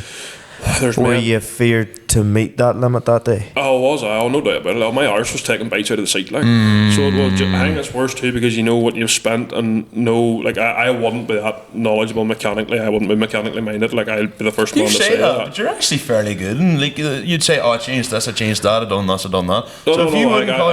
Whenever I say I've changed that, like I paid a man to do that. Like I wouldn't chance anything myself for the sure, you know your way around harvesters and all that there. You're not stupid really, when it comes to hands-on. I think the bigger thing of it is the knowledge that I get from people, and I would take it on and listen. You know, 100%. But for physically going and doing something myself, not really. So I'd rather pay somebody to do it and do it right. And if it's wrong, you can, hey boy, what the fuck do you do that for? You know. This would be my problem. I've nearly prayed and I would go, I won't do this myself. I want to learn how to do this myself. But the problem is, I'm like, if that breaks, I want to know how to fix it. The problem is, it's me probably not fitting it right the first time is the reason why it's broke. But you see, at home years ago, like we were never given that chance because between sheds and stuff, you hadn't a shed empty long enough for something to sit in. Yeah, and that's the same as you, kind of. If you did go and try and screw out something yourself, and if it sat for a week or whatever, right, just boy, we need that shed clear to bring beasts into your X, Y, and Z. And it was always a polygon, so it's like, no, take it away, get it fixed, get it sorted. That was it. So that's why I just do that. I'd be very similar that way. Yeah. Whereas I know you with the car, you obviously attempted the Sierra and all that there yourself. Whereas I suppose like my logic is pay somebody. I can't make a fuck up. They can make the fuck up. The argument is when you're a full working farm, every shed should be making you money. Not even that. Within reason, like, you know, every shed, if not a beast, it should be. For example, the Fate that I had, the hydraulic pump wasn't it. Like it was starting to shudder, lifting 2 bales at the end of second cut and stuff. And I was like, right, we'll change the hydraulic pump. And wheel off, pump off, and all dead on. Went to Cowans. They ordered me a non-genuine one. Came back, stuck it on. A bollocks to stick on, like tempers was running brave and high, like, and started it and whatever else, and the pump was going the wrong way. So it was, so rather than blowing, she was sucking as such. That was alright, took it off, went and got another one, same thing again. I was like, right, well, you may get me a genuine one. So they got me a genuine one and it worked, you know, it was going the right way and whatever else. So there was 2-3 pumps I had changed to get it done right, and you talk about a man that was thick as fucking champ, like, you know, just it not working right. You try and stand on scratch in your head, you fucking bad, you know, whatever else, like, just no. Blood pressure goes up too easy for that carry on, like, just get somebody a big leaky and actually give me a hand with it. When the last time I needed it done, I rung. He's useful, to be fair. He is. I said to him, I said, look, boy, I just called down there, sort that out. I can't be alright. I'll give you a hand on the wheel whenever the time comes. Tear away. Do yourself. Like, if I can't fix something with a sledge, it's not going to be fixed. That's kind of my motto with it all. Like, he's New Lane, isn't he? I was like Carrick, yeah. The way the big hill in the Carrick, where the reservoir is. Not even as far as that hill, like, but he is. He's just on the New Line, and so he is in there. Very knowledgeable big fella too. Like. And since the last time we were chatting to you, yes, you now bleed red, bright red. What a shame! What a shame! You bought a big tier 2 yoke. Did. What was the story behind her? I was actually flipping looking at a TM at that time, to be honest. Like I like my New Hollands, like, and wanted a TM and stuff, and then Kenny Haggerty, we go to the tractor pull and stuff too, rang me one day to ask me a thing about something else, and just I was chatting to him, so what have you in the yard at the minute, are you busy and all? And he says, well, good tractor, what do you? And I said, what's it? 90. I says, right. I says, where's it at or what? He says, he's sitting down in the yard, Noma. He says, sure, take a couple of 5-gallon jars of diesel with you and drive her home. I was like, I'm not driving a tractor, I don't know home from home. Well, like, I'll get her lifted, but if you don't mind, that's dead on. So brought her home, and after 2 or 3 days, I had my kind of mind made up that I was going to keep her, and she stayed ever since. And what drew you towards the Massey that you liked about her? Like, was she humble enough money with that's the biggest thing. I like the dyno shift gearbox. I do like the dyno shift gearbox. Like, I hate sitting on a tractor pushing a wee stick, you know, and like I'd rather be driving or hagging on a stick, if you know what I mean. That's just me. Like, I'd be the same school as you. That's why, as much as I don't like admitting, and I hope the Conneries don't hear this, I quite like Parkwad. I quite like the deer. Absolutely, yep, dead on, absolutely, 100%. To Aaron and Ryan, you just didn't hear that. I didn't say that. Deers are shite. Yep, awful. But value for money was the big thing. Like Yeah. I think it was there $8,500 in that tractor. Sure, it's the volume CC engine. CC engine, That's yeah. fucking not dead. 2006, I think. Now, fair enough, I put tyres and the linkage and stuff on her, but that tractor was 20,000. That's not. You wouldn't buy a TM for that, and even if whatever TM you do buy at that, it's been a contractor's owned it, and 20,000 hours on her. I like my TMs, I like New Hollands, but it's still a flipping TM at the end of the day. It's the same. They're just that's just a TM. That's really all it is. So that's what kind of drew me to it, and then they ended up keeping it, and they put their rims and tyres on her, front linkage on her. I think that's really all they did. Andy Hamill done his magic as per usual, so he did. So. Made her a wee bit louder. Is that a 5-inch stack on her? Yeah. That's ignorant. Funny, that was Andy's choice. I let him tear away. He rang me one day whenever she was in his shade, or that night, or the night before I brought him over to his, and he says, I think 4-inch might be a bit wee. And then I says, I think 5-inch will be too big, I think I'd like a 4 on her. And he says, aye, sure, that'll do, dead on. And I didn't actually notice it was a 5 until he had it welded up and sitting on her. He says to me, do you want to go tell you? He says, what? And he says, that's a 5-inch stack. And I said, alright, good job. I suppose maybe the 4-inch would just look a wee bit pea-shittery. Maybe, I don't know. I think he done a 6480 and a 4-inch one, and it looked the part. But then, because obviously she's the bigger, she sits a lot taller than a 6482. They are a far bigger looking tractor than an 80. Tractor for all the power they are standard. What are they, 155 standard? I think, that actually surprised me. So I thought a 6490 was 180 standard. Not at all. Yeah, so this was whenever you said, they're 145, 150 standard. I was I can't imagine what tractor that was. I think it was 155 or something. They were standard. That's sort of putting you in line with a 6930. And in my head, a 6490 is nearly the same size as a 7530. They would be. The frame-wise, yeah. Frame-wise, your TM190, that sort of frame. Exactly. Again, same thing again. This is why I kind of was this, if you're comparable, if you ask me comparable tractor, I'm not going to tell you a TM155. I'd be saying TM175, only I wouldn't want to buy one. But I think that's why they're humble money, because nobody wants them, because they're that sort of big tractor but little power, if you know what I mean. I think that's you'll buy a 64, 85, 90 or a 95 far cheaper than what you will an 80. But an 80's kind of... An 80's your iconic tractor, they're like your TM155 of the New Holland, or people want them and whatever else. They're kind of like the tractor that's got the name. Yeah, but even you see 64, 75s out there that's dearer than what that 90 was. The only thing I have against her, and I think I've told you this, and it was a symptom of most them longer or bigger frame Masseys. Nobody bought them with sunroofs. No, that's right. That was a very Northern Irish or Irish thing to do. Yeah. So it was. That's how you basically told if it was a genuine UK tractor or not. If it had a sunroof, it wasn't. It was bought new for here, and if it didn't have a sunroof, it was bought for over there. Is yours no sunroof? No sunroof. Just the side window open at all times. Pretty much. The same as ours. Lack of sunroof pain you? Does that annoy you? Not really. No. See, it would drive him up the wall. He is sunroof obsessed. I was gutted whenever I got the 70 home. Hey Matthew, he got in, tell her and went to open the button. I was like, that sunroof's not opening. And I was like, should do. There's a sunroof in her. It's not opening. Right, okay. And looked at him to what some pig has fucking bolted the sunroof shut. You talk about buddy that was cross. So they're 30. Oh fuck. I know. Are you going to take them off and actually put struts? Probably at some point. I'll maybe get Scott to do it whenever he does the doors for or something again. So. I suppose we're getting a wee bit ahead of ourselves there, but do a call on the finishing right enough. So I could. Did 90 done well at the tractor pulling and all? Done alright, aye. Done the best. In dry conditions, she done okay. But wet? She'd spin a bit, would she? Nah, white tubes, you see. Aye. But then again, in the 9.5 ton class, I think she got on brave and well for what she is. Well weighted, but... Aye. Well, and the right size of frame to help her at that. She was still, what was she, 9? She was 300 kilos light for the 9.5 ton class with that big bloke on her. Right? I think that bloke's 1,840 kilo or something. Holy ghost. Are you going to put a couple of weights over the back of her? Are you going to make a frame to hang over? I'll bolt the Massey weight frame that I have that came off the 90. I'll bolt it, tell it some way, shape or form, so I can hang an extra 10 on her, Yes. That'll get me all I need for it, as long as I can get it done and get the optic bottles drilled into the wall too for the crack, BRM or something, Well, does the 90 take the 1100 up the back lane?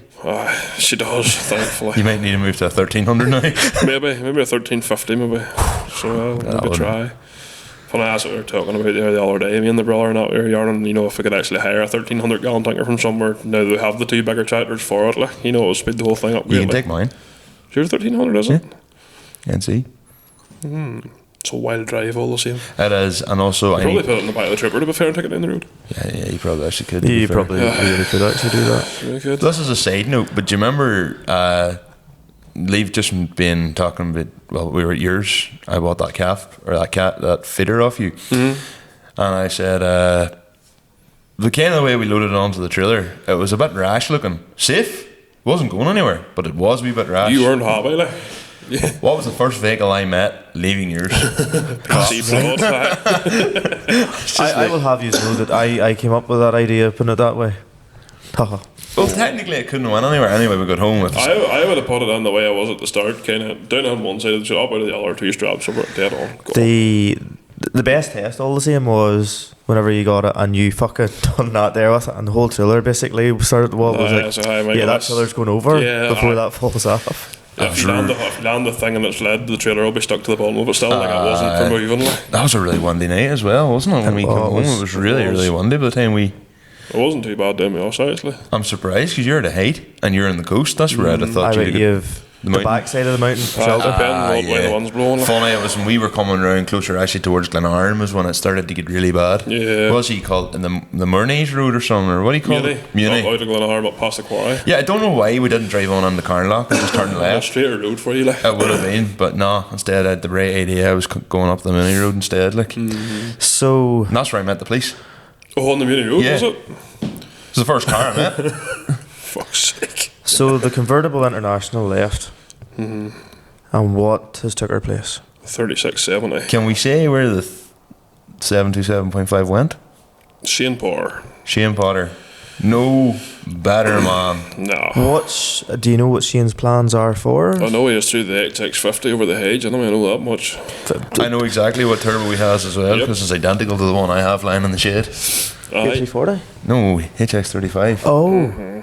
So he has. She'll be far better, she'll spool far quicker, and she's got the big compressor housing on her as well, which means she'll build the boost as well, so she'll boost well, but she'll spool quick. A good going fucking thing. That's a good, well set up diesel turbo. It doesn't work well on a petrol car, as I learned the hard way, but on a diesel that'll work very well. What horsepower do you reckon she'll go to with it?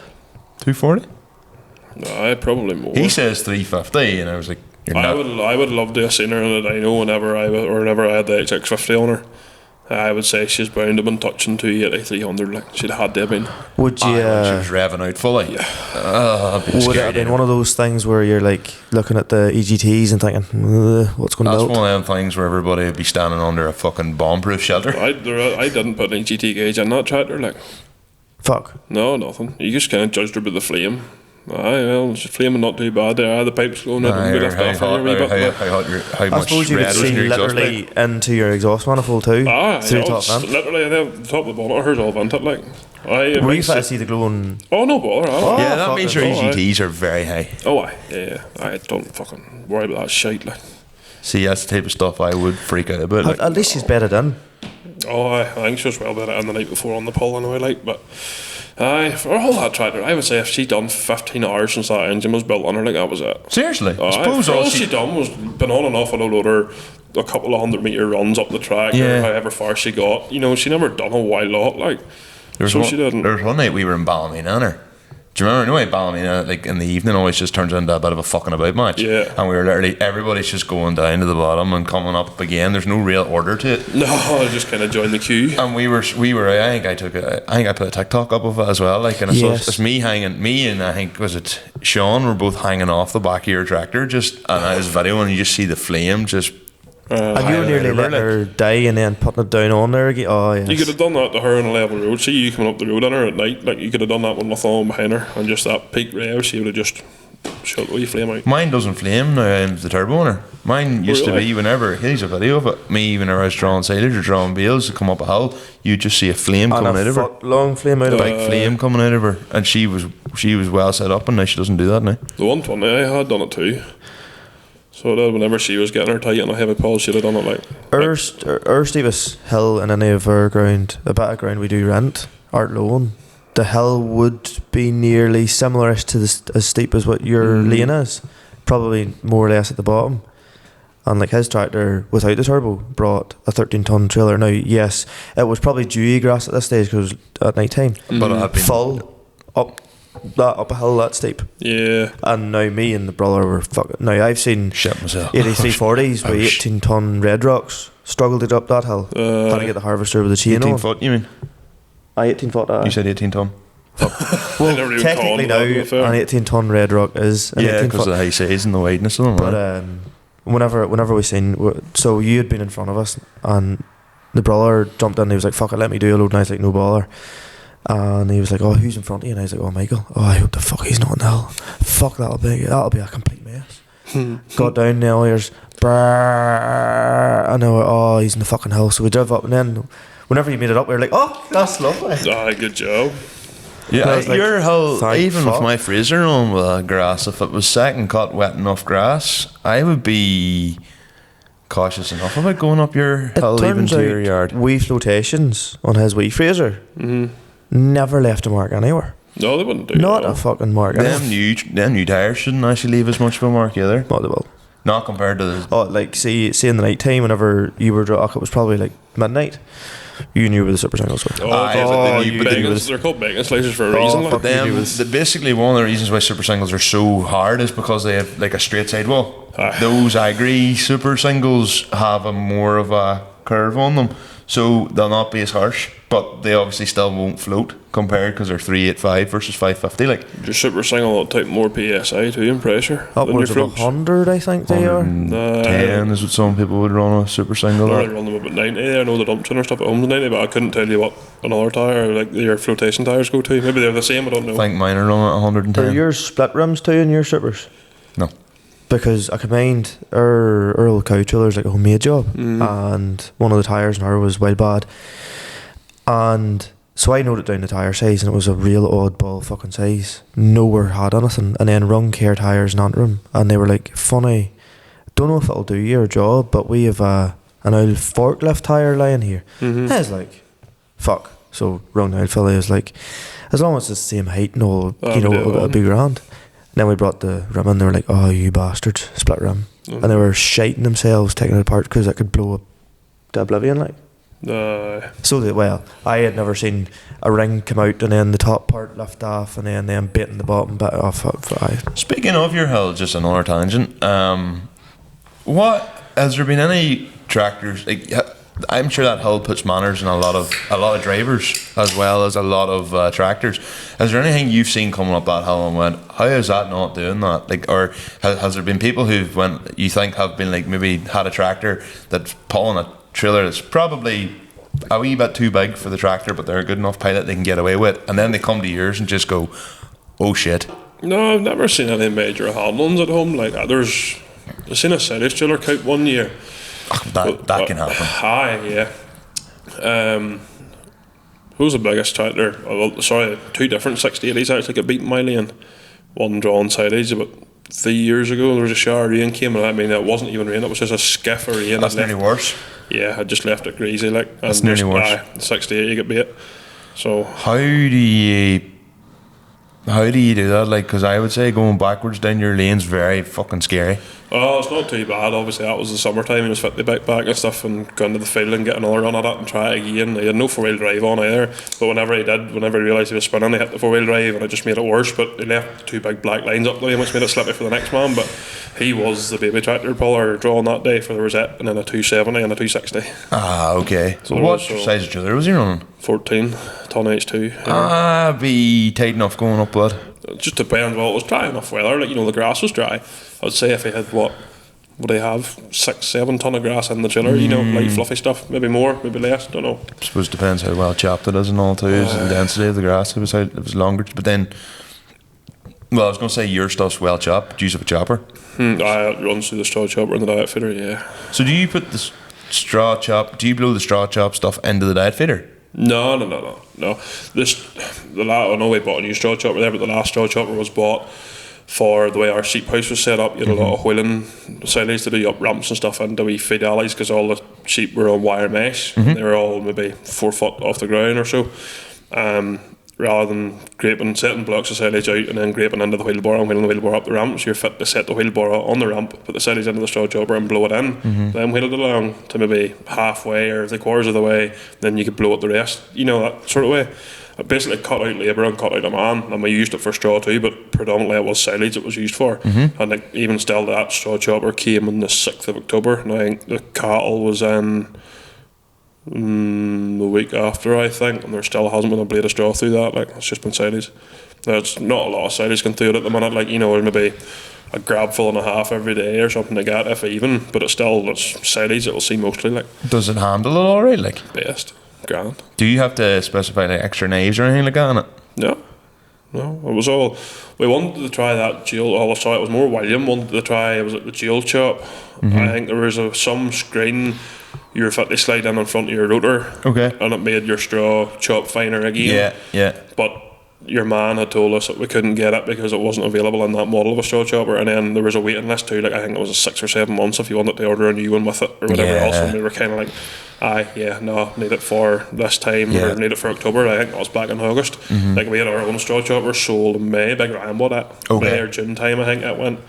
So it did. So but it done us well. Like, we've had it from 2007 or 2008. Like, and gave us no bother. And you've always used it to blow silage, even from 2007? Yep.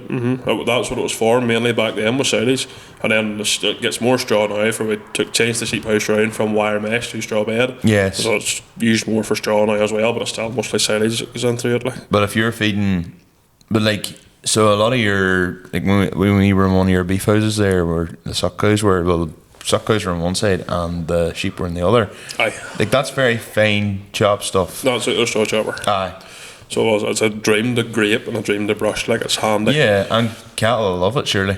They nearly eat more of it too. I was going to say they'll eat faster, which means they'll put on more weight in a short period of time. It should do. Like, there's a lot of wins. I'm like, what would the price of a second-hand straw chopper be? It depends. I think between 7. Not even less. I was going to say around 5.5. Between 3 and we'll say between 3 and 7. Like, so it was. I know that one ours wasn't worth a while lot. Like, allegedly, you said to me, "Off Ryan's not really wanting it." Aye, yeah. Give you the punt. Aye. And then fucking said to the old fella at home, and that's right. Actually, yeah. Had no notion of it, and then randomly another day I said, sure, he was talking about buying them and that, and I said, oh sure, I tell you there's one more or less for sale. No, you didn't. his memory obviously went out. And then I was like, I know it would have been well handy money and all, and he was like, how much? And I think you said to me 3.5 or something like that. Well, fuck, get on to him. And I was like, too late. The fella I would work backwards and forwards for bought a kid, brand new. She was big enough coin. I know that one there was at home was scary. Like, aye. I'll not tell you what it was, but I know from 2008 till now there was 11 grand of difference in a new chopper. This one was more than that. We looked at maybe changing the feeder. I'll not say what make, but in the particular make that we looked at, we would have been going up one size. So from a 12 cube to a 14. Yes, it would have been from a single rotor to a dual, and it was taking 32 to change. 32 to change. And we just went, no. That's a lot of money. Now, in theory, the old fellow was away there yesterday to a funeral, so I put the silage into the cows, jumped up anyway. I was like, we'll see what way this is mixing. Single rotor's not the job. So essentially, with the tub feeder being sort of the angle that the steel comes up from, or if it was narrower in or more straight up, I could see how it worked. But there was silage at either side, and it was spinning. It was burning the fucking middle of it round, and then the sides were doing nothing. Right. So for mixing quality, I'll not say what make we have, but like for mixing quality, I said it was fucking deadly. See, for bales, possibly, but then if you put a bale on it, she just turns it round. Have you not wee doors in the back of that feeder you can pull out a pin and push in through? Not made a fucking difference. Oh, seriously? I know. So, yeah, sure. And then the fact with the dual, it's more whenever the two meet in the middle. She gets an orange up. That's where she'll do the good mixing, if you know what I mean. rewind again when you were saying about your kid. I meant 11,000 from like our What shop. you paid new? Hey? What you paid new for the 2007 one? To now, the To now. difference, I was like 11 grand. Aye, so It say it was 7 grand to buy new and then 11 grand on top, so now it's 18. Yeah. Sure, for what we give for a 2,000 gallon tanker now, compared to what you buy now without a dribble bar, there could be 13 grand of difference. Oh, Sure. tankers have got scary money. The Double bar makes them a day or two, like. I think it was could be 5 years. No, it would be 4 or 5 years ago now. I was putting slurry out, and let's just say, yes, I noticed the brakes were a bit spongy and not as good.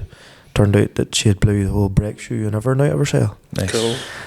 Turns out tanker brake shoes are fucking massive. It would be, yeah. But what we did then was, because the tractor came with air brakes as standard, not S model, we put a lorry axle into here. Right? What we were quoted for the tanker was $1,450 for a new axle. Oh, wait, 1,400 or... $1,400. Oh, that wasn't too bad then. And 140. Put a lorry axle on her. All the air fittings and that, I think, came to $250, and that was brave full air saving, brakes like. and all on her. Oh, there you are. What year is it? I suppose we should be all spreading with double bars now, shouldn't we? If you're over so many livestock units or whatever it is. I think so. Well, we use the Moshe thing. So the wagtail. Andrew, the International left, and you bought another Massey. But why did you buy another Massey? Yeah, why did you buy another Massey? I asked that with more venom. No, you did. You nearly took offence to it, like. Yeah, I did. Not gonna lie, yeah. I still wanted a classic tractor that will be somewhat sought after in years to come, but the likes of going to tractor pulling, that's something different. Yeah, Like yeah. there only is, I think, Alwyn Young 3695 that would go to a pull. And Gareth's 3690, maybe. I don't think she's ever done a pull. She's never pulled. Don't think. I not haven't in seen her God's out in time, no. years. I think the last time I had a wee slurry with her was when did we go to the Welsh show? 2021, 2022. And I do slurry with her then. Then she was out at Drag Race Spec. Yeah. That was before COVID, but I'm pretty sure it was that after. I can't mind when it Drag was. Race Spec was Before COVID. Was it before COVID? No, it couldn't have been. No, it was during COVID. Wasn't it 2021? Was it? I think maybe it was after it. Yeah. I can't almost remember. But no, like, there's none of them big long nose 36s about, you know. Or sorry, they're all, most of them's all long noses like that. Aye, and then just wanted that older thing too. Like the kind of old school's hard to die on me as well. The classic stuff is hard to beat. Plus, as you Always, say, like, you can fix it with a sledge. Like, aye, but even at that, like I would much rather go for a day in that 70 than the 90. Like genuinely, like I know rightly at some point that'll be for Ryan or for John or whoever. Like I'll have that 3.5 on at some point in February, and I will use her on it. Like so, I will take her. Just the hitch patterns, but The what? the hitch pattern. Oh, on it's her. just back to front. So it is. whatever you're going from first to second, and then into third. Which, yeah. she's nearly like 4-3-2-1. It's in just the the way. arse but face, yeah. So And what would Massey's rationale have been at that time? Is it just, do you think maybe first to second they maybe thought it was better if you give her a big push forward? I Or? have no idea. I don't Probably know. somebody at the factory went, oh fuck, we've put it the wrong way around. But maybe actually, yeah. Because I it don't is know. against the.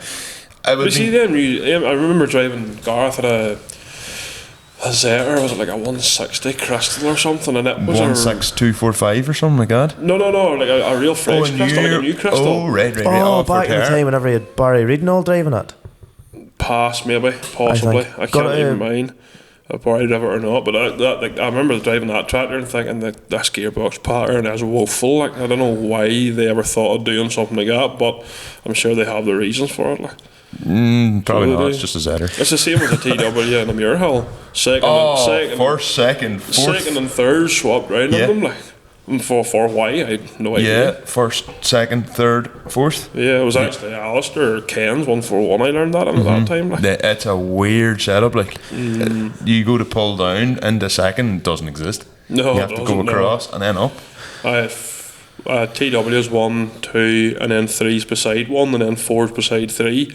Your Muirhill is 1, 2's beside 1, 3's below 1, and then you're back up in the 4th. I don't know why they made it like that, but that's the way it was, you know. She's technically, no, not technically, she is literally just an older version of your tractor. Same engine.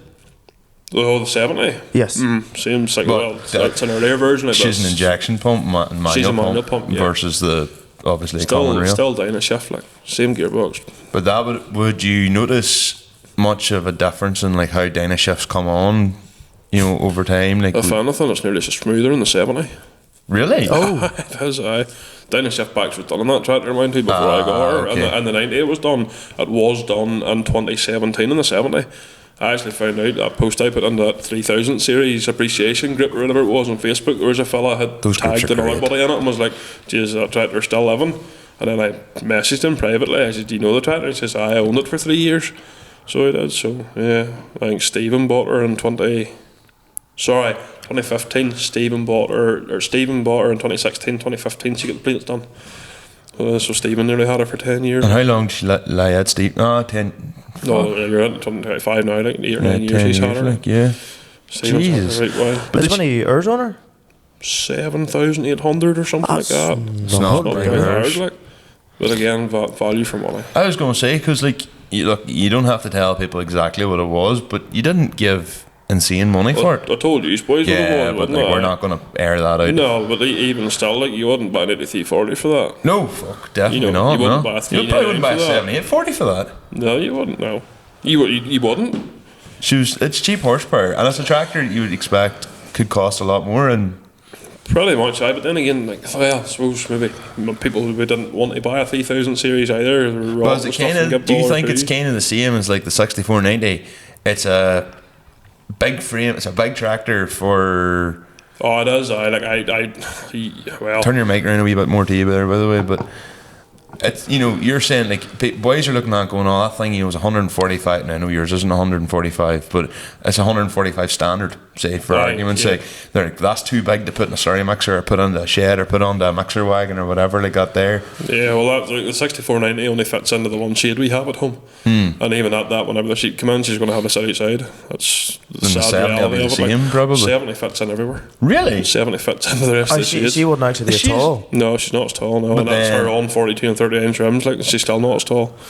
I'm surprised at that. So was I, to be fair. What year would the 70 be, roughly? She's 92. Like, you think in 92, that's a bit of a yoke. Don't hold a gun to my head now, but I think Big Ryan sent me a thing.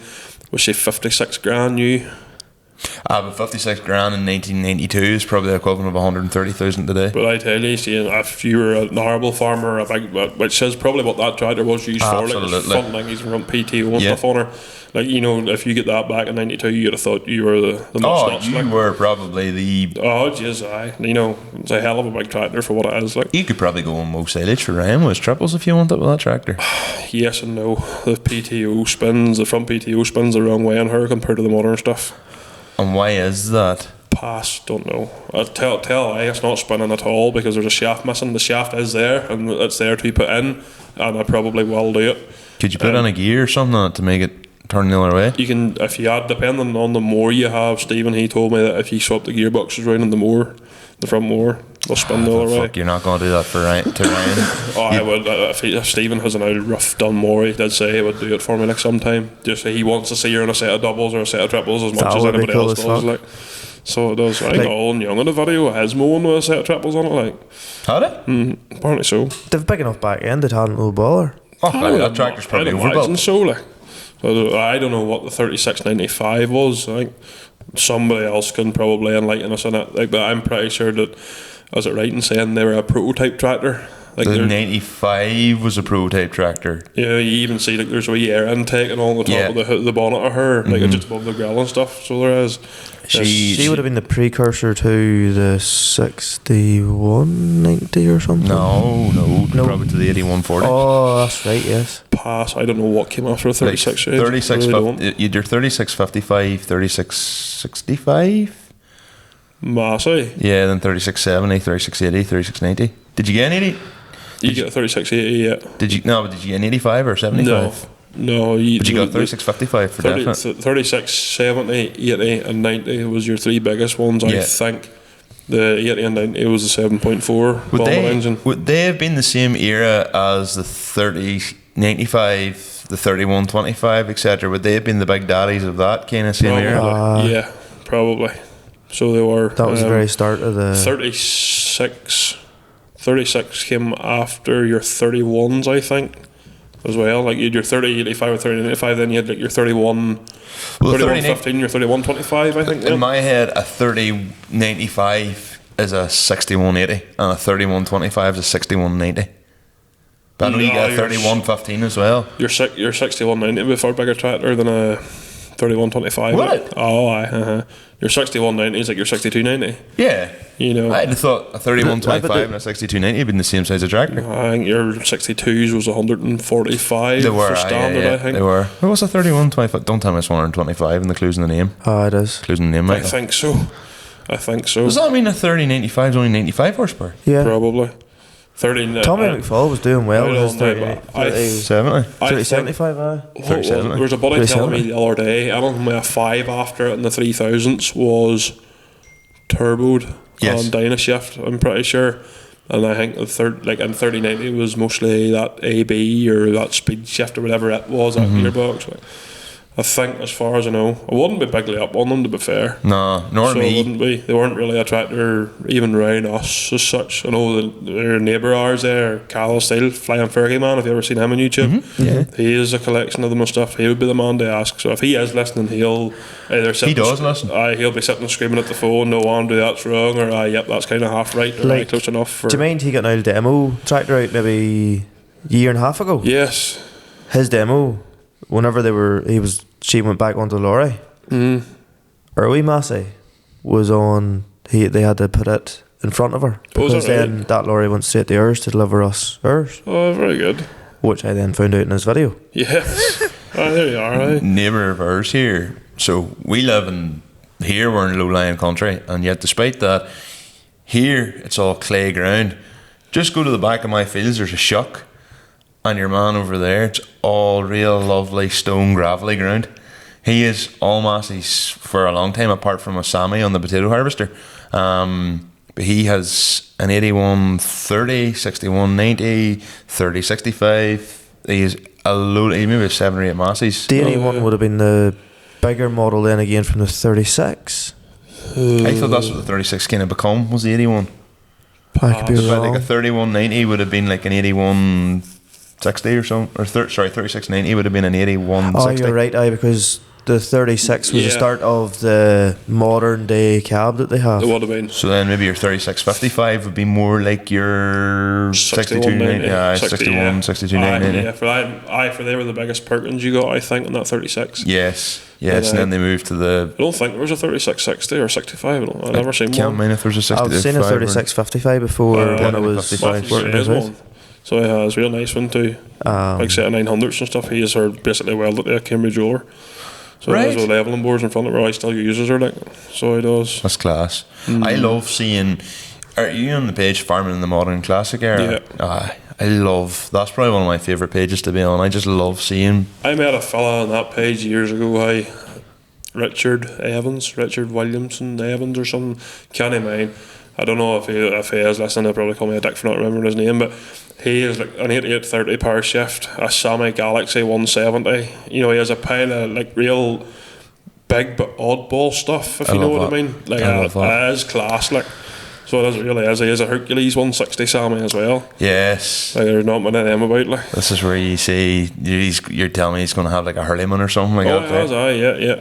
I can't like all that sort of stuff. So Don't know why. it's different. Yeah, That's like different. you see a big like ignorant 160 Sammy, you're just kind of like, that's cool. I don't know what you call it, as an Antares or something. I don't know what you call it. I wouldn't be sure. clued up. Aye, I Robert know, Haney will be yeah. screaming at us right now, going like, "What the fuck, you silly hurts this year, whatever." But I honestly have no idea about Sammys. Like, No, they're there. But anything that's of that era or older, that older stuff that still works is nice to see. Like, there's a lot of that stuff. Obviously, you're not paying massive finance bills on it. no, you're not. But you see, your back's against the wall the other way, trying to get parts. Oh, I have maintenance. Yeah, absolutely. there's actually a fella down beside us has an Hercules 160. Or is it 160? I think they are, or they're 165. Can't mind. It's either 160 or either 160 or 165. Sammy Hercules, and I think he bought her in 2017, and she done one vintage outing, and there was a problem in the gearbox of her, and he took her in the splitter. Still split. She's still. Can't get bits for it. Like. so I can't. That's a balls too, right? It's funny, not far from me, there was a modern hurleyman. So the same as what your Doubts Agrotron would have It would be, yeah. been. And I had never even heard of a hurleyman before. Is that right? Eh? And she used to pull an NC dump trailer that had the ramps in the front of her to put a mini digger into her. No idea who owned it. John used to have a hurleyman. Really? Oh, yeah, John Blair used to have a hurleyman, yeah. I can't remember it now, it was before my time, but yeah, years ago. So he had a hurleyman and Marshall at the same time then too. Same pictures of Hurleman like. That'd be class. There's an Landini not far from here I was looking at. It's got big, is there twin wheels or big wide wheels in the rear on her? She's an 8550 and I know none about Landinis. I was looking at her and going, second tractor? Not that I need one at the minute, but it's just kind of, I spend my days looking at what the prices are, so in 2 years when I do go to buy something I can sit and be sad about like this was this price a couple of years ago. I was going to say don't lower yourself to buy a Landini like that's. I'd buy a Zetter. Actually, fairly Zetters are class. To be our nurses or something like. To be fair, buy a Massey, bang for buck. Literally is. To be fair, yeah. Like there's as I say, 698s. Yeah, 298s. Yep. That sort of stuff. Your 298s are nearly dearer than a 698. I'd imagine. I kind of like. There was a 699 was floating about there, but he had big wide tires and all on it. A real minter of a thing. What do you call? There's a fella that's a member of that ITPC. Right? Is it the 50 Beast, the yellow puller, the pro puller? Yeah. He has a 699. I've seen it morning. That's lovely. Like. It is really nice. Something that I never really liked when I was younger. Thought they were a bit whopping looking, and I hated the circular lights. And now I look at it and go, "That's cool." Yeah. But I think it just looked dated. But a lot of that stuff does look dated, and then as time goes on, it goes retro. Does, that's right. I know my dad had a 698 2 years ago. Like that was before my time, before I was born. But I know he had one. Like, so I did. That'd have been like the 2640s and that. They were a wild, rare looking yoke of a thing. Yeah. With a side shift and all on them. Never actually driven one of them before. So then, it's not 2720 would be nice. Like if I had to pick one, they were the biggest of that, but without the electric. The 2725 had all your electric lifts and all that crack, you know. So that's kind of like your Generation 2 or Generation 3 at 210s, or you know the same sort of spec. Like Generation 2 didn't have your digital lift, whereas your 2720 doesn't either. You know. For that's what the 8S was technically based off, was the old 2700 series. Similar look-alike, I know. Yeah. So it was. Did not know that. I know the back to the silver cab and all again. silver cab and then the 4-post, and then they went back to the silver sabre in the bonnet for like the 100 135s and all that. It's similar looking now. Don't know, anything new doesn't interest me. Like, Yeah, so it's the same. Sure, you were saying about that. I was surprised Massey didn't release anything in Agrotech again. I was like, well, they did in 2009. I came up on my TikTok. Like they released a 674.99 or something, and I was like, the one class to be there back in the day, you know. But even at that, like that's nearly too new for me too. Like. To be fair, Agrotechnica would be great to go to. I would love to go there. That would be class. You'd be there. I'd said walk by a load of stuff that would be incredibly interesting. I just wouldn't have an interest in. No interest at all. No, literally. To be fair, there's some of the older stuff too. Like Fent had a 924. I've seen favourite. that actually. That was even John Deere. What was it, like a 7.5 something or an 8.5 something or 8.530 was it? I can't even remember what it was, but like that older stuff, like you can appreciate that. Like, but anything else is just high. Yep, that's nice. Well, to move on, so we don't have to talk about Masseys any longer. Why? Just trying to gauge the You whole did thing bring on. up the topic about Landoonies, like. Yeah, I know. I do need mental therapy though. You may go for another shite and wash your brain there. So last time we had you on, we were talking about pulling. It was kind of me and Conor's proper first foray into pulling. We hadn't a clue. I have since talked about going to lots of events and only pulled once. Have to say it's a fucking class experience. And obviously sitting along with you boys and all, it's deadly. And I was hoping this year, now I've got more weights and everything, something I was hoping to do a bit more this year, considering I'm not going to about 35 weddings. But next year? This year coming, I mean. But like, how do you think the pulling scene has changed in the last 2 years from we last spoke on the pod? Has grew. It has grew. The farm class has grew so much in popularity. It has been. Personally, for me, I remember years ago as a young fella going to like say Mullahead or even Ballymena or whatever, like them your pro pullers or your farm super stock or whatever they are, like, you know, they were the star of the show. They probably still are to some people, like, but I think it's changing bigly. I think definitely the modified farm tractors definitely brings a crowd. Whenever you see the likes of your 1455 is a very good example. Big Blue, Shane Potter, the Tuggernaut, you know, the Tuggernaut as well, Connor's, you know, all them boys that's changing turbos and stuff. Like you can appreciate the work that they're putting into their tractors and going and doing it. Yeah, we can name drop everybody, like, to be fair. PJs and the dyno and what it was doing in the dyno for a 7, 8, 10 year, like, what was it, 217 or 214 hours, whatever it was. That one was savage, like, scary. You know, it really was. But I was running for cover, like. You're looking for a hard hat and safety glasses, you know. So it was the same as Conor. He's 36 that night too. She dynoed at Lugans and then she slipped the PTO clutch. Like. Yeah, they can't actually pull her down far enough to know what she's really doing. And they're checking they put a PTO clutch into her too. Like, they'll not do it. No, I've told them, I've asked them, I've even offered to fucking donate to them, like, you know, just to see what she's doing. Now, not doing it. Is it a big job on them? I don't know. I don't think they want to know what she's doing themselves either. I think they fucking what shit would themselves. you reckon if you had a bit of figure to it? No, I wouldn't know. I haven't ever that turbo on or anything else beforehand. I would say she'd had been knocking on the door 200. Like. Would she be a class 3 tractor? In what terms, like on the pole terms? Oh, she would have been. The easiest way to She would have been, yeah. Oh, she would have been. Well, what do you think, like, going forward, like, you know, the likes of those boys pushing the boundaries with farm class, you know, because it's a hot topic of debate. Like, where does your farm class tractor stop being a farm class tractor? Do you know? I'm the wrong boy to be asking that too. Like, I've started some shit. I know, not even started some shit, but look at Shane Potter. Yeah, but the thing is, like, Shane goes and Shane works for that tractor. Like, that tractor's going on the Fusion 2 That's what I mean. That's what I mean. He was sitting saying, he goes, I'm gonna, because he was drawing slurry wire, and I goes, alright. I was like, you're working? He goes, I'm putting a fucking Fusion 2 in this, and I went, alright, next thing video, Fusion 2, and I went, well, there's me proved wrong. I'm surprised you had the hydraulic power to do it, you know, for a Fiat. Oh, I don't know what Shane's that thing pushed out to. Like, I think he did dyno it once, but I can't even mind what I said she was. But, like, it works away the very best. And to be fair, at pulls, she does fucking well. Oh, that's savage all the time. What was it? Monaghan? He won 5.5, 7.5, and does he doing well in 9 as well? Done well in 9 for what she was, yeah. Then sure, BRM, the 14 beat him. It was the one and only time, I think, or one of the only times he was beating the 7.5 ton class. That's why I was taking the piss out of him. He says, you know, sure, you couldn't stomach the nice beating you, so you had to buy her. So, cheeky fucker even asked me for the trophy out of the cabinet too. So, you'll give me a slick penny. I said, no, son, I'll not. That was funny, now. She's very cool with the big tubes and all on her. But he's bound to have had to modify the cab. The cab set's a bit funny on her. I think he did lift the cab on her a bit to get the big tyres on, I think. Or did he cut the mug yards? Maybe both. Maybe both. No, she has something else too. Like, but she's very cool looking. Like, it's things like that I love. But this is, I suppose, I love to see that kind of stuff. Like, that is, it's kind of like tractors. It still look like tractors. They still look like your conventional tractor, but they're. The other thing that I like about it is too, like, you see, for example, like Shane, you know, doing whatever he's doing to his engine and changing this, that, and the other.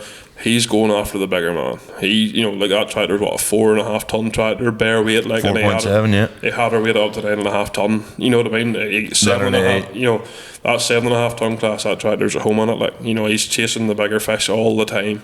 But that, I think there's something admirable about that. Is, like, you know, his argument is, right, I won 5.5, so. And he goes 7.5. Yep. Right, I won 7.5. Well, now I should go 9. Yep. You know, or 9.5 or whatever. And you're constantly, as you say, chasing the bigger. Now, 9.5 on the day, that tractor can perform very well, as we've seen in Monaghan. But, you know, if the track was wet, he could end up. Conditions is a big thing. He may end up. But, like, Shane knows it. Shane's not stupid. Shane knows that. And he's just there for a bit of fun as well. Like. Yeah. I think he did say, I don't think he'll do the 5.5 ton class next year. I think he'll try and stick to 7. 7.5. Probably makes his life a bit easier in terms of weighting up as well. Like, I think it was at Pomeroy. He done the 3 classes, and I had worked out. Was it like 5.5 ton or little over the weights he had lifted on and off, handballed on himself. Because I was helping him at Monaghan. Fucking ridiculous! Like, I was helping him at Monaghan. I got a great photo of Monaghan of him and Monty parked side by side. Seen that? That The was back of the pickup. class. Like, I was like, that's deadly. Just 2 of my favourite tractors. Like, sitting. Because I love Monty's 880 as well. Like, nice. that thing's so cool. Is Shane's 30 or 40k? They are 30k tractors. I'm I not think sure. so. For she'd be cool even in like a 3,500 gallon tanker. I think you'd be bullied a wee bit. Yeah.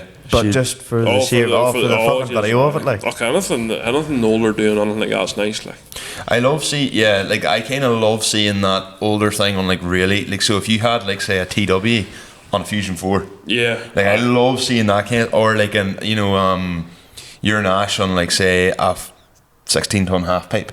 Stuff like that there is I love fucking that. cool. Like I had Garris 14 one day on one of the crawlers. Was H2 Herons That'd years be ago. cool. That would be It cool. was a good day's entertainment now. that would be cool as So well. it Like, was. It definitely was. But- Because even seeing a 40 series and a half pipe keen or something, like JJ O'Brien, that was cool. But to see even older stuff, that's right. like your 70 on like a modern day city stroller. and like a sort of a 1818 Red Rock or something I like that. left it. We would get a chiller off Logan every year to go and draw sugar beet with. And I said to myself, I'll take the 70 up and bring it home with it for the crack just to see how things was going and blah blah blah blah. And she struggled to tip it. Like, on the second stage, so she was doing nothing but shuddering. Hydraulic, just Doesn't have the capacity to I tip it. think she was low a wee bit in oil too. There was maybe a your bit hydraulic pump's just maybe on the way out. possibly. You know, I probably could do a putting the gauge into a spool valve and testing it like. But Well, I needed an hydraulic pump in my tractor. I was full revs to tip the big 14-ton trailer that time. I mean, I had to stand and rev her out to 2700 to get her to tip a load of silage. yeah, And there's a cup of tea as well at the same time. When you're falling asleep, like reading a book. And no, she maybe could do with a pump, but I think she'd get enough spin on her as past a wee while there, like, so that's the next year problem. if you're not doing a wild pile with her, like No, you could. she'll draw slurry for us in the springtime, like, I'll be dead Yeah, on. hydraulic pump It's for all, that, like. she's not, it is all she's needed for at home, really, and she's not even needed for the 90s there, but I would say the 70 will probably be used more at home for like slurry and dung and stuff, and then keep the 90 just for like sailing about, not sailing about, but doing wee odds and ends for other people. Like, Yeah. not that I would say I was busy last year, but no, she was nearly out every week doing something, you know. Just So she was. and well, it keeps the hours down as well, doesn't it? Between both, maybe not that you care, but Not a single bit, not a bit. I couldn't care about the hours it's on them. Like, See the 70, is she as comfy as the 90? every bit of it. Just with the long wheelbase and Every that? bit of it. Let it be if it's because she's on Michelin's end too, and then the weight block in the front of her, and then the weight going through the accumulator bottle and the Yes. arms, and everything's just floating nice. And like even the outer fabric seats and stuff, like it's the same as that Navara I had compared to that old Tripper I have now. Like, old Tripper's fucking mighty. Tripper's an armchair, like. It's literally class. the armrests fall down on her. Yeah, It's they're mighty, unreal. like. They are So deadly. it is same idea, but then that's just me. I like the older stuff too. Like, Well, I suppose back to like the pollen chat and all, like, you know, obviously as times went on, there's like new faces and all coming in.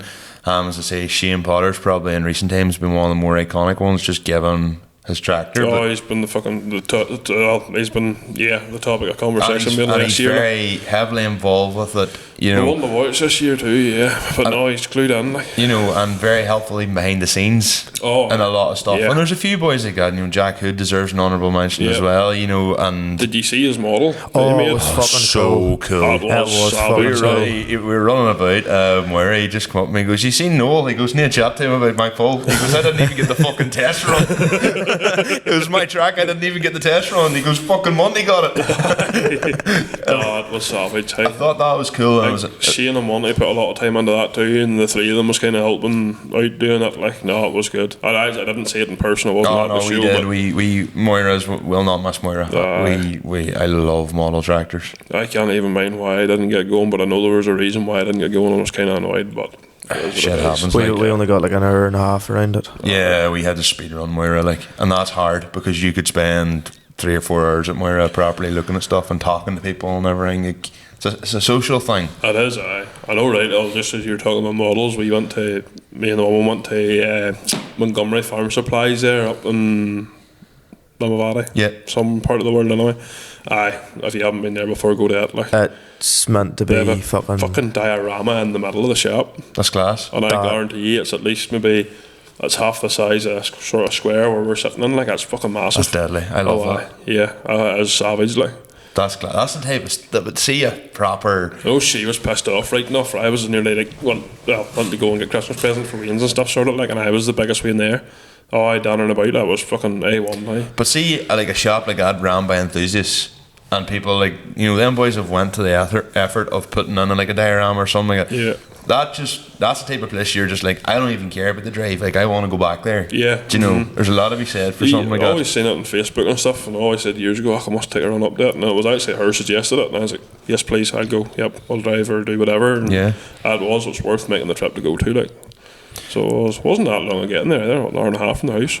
What do you see some of the futures of like the pollen for even 2026 and beyond? Like, you know, do you think it's going to get stricter on regulations, or do you think there's going to be, do you know, like what way do you think?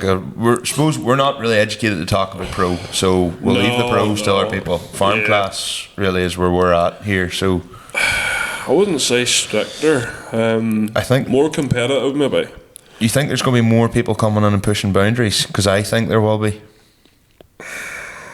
Possibly.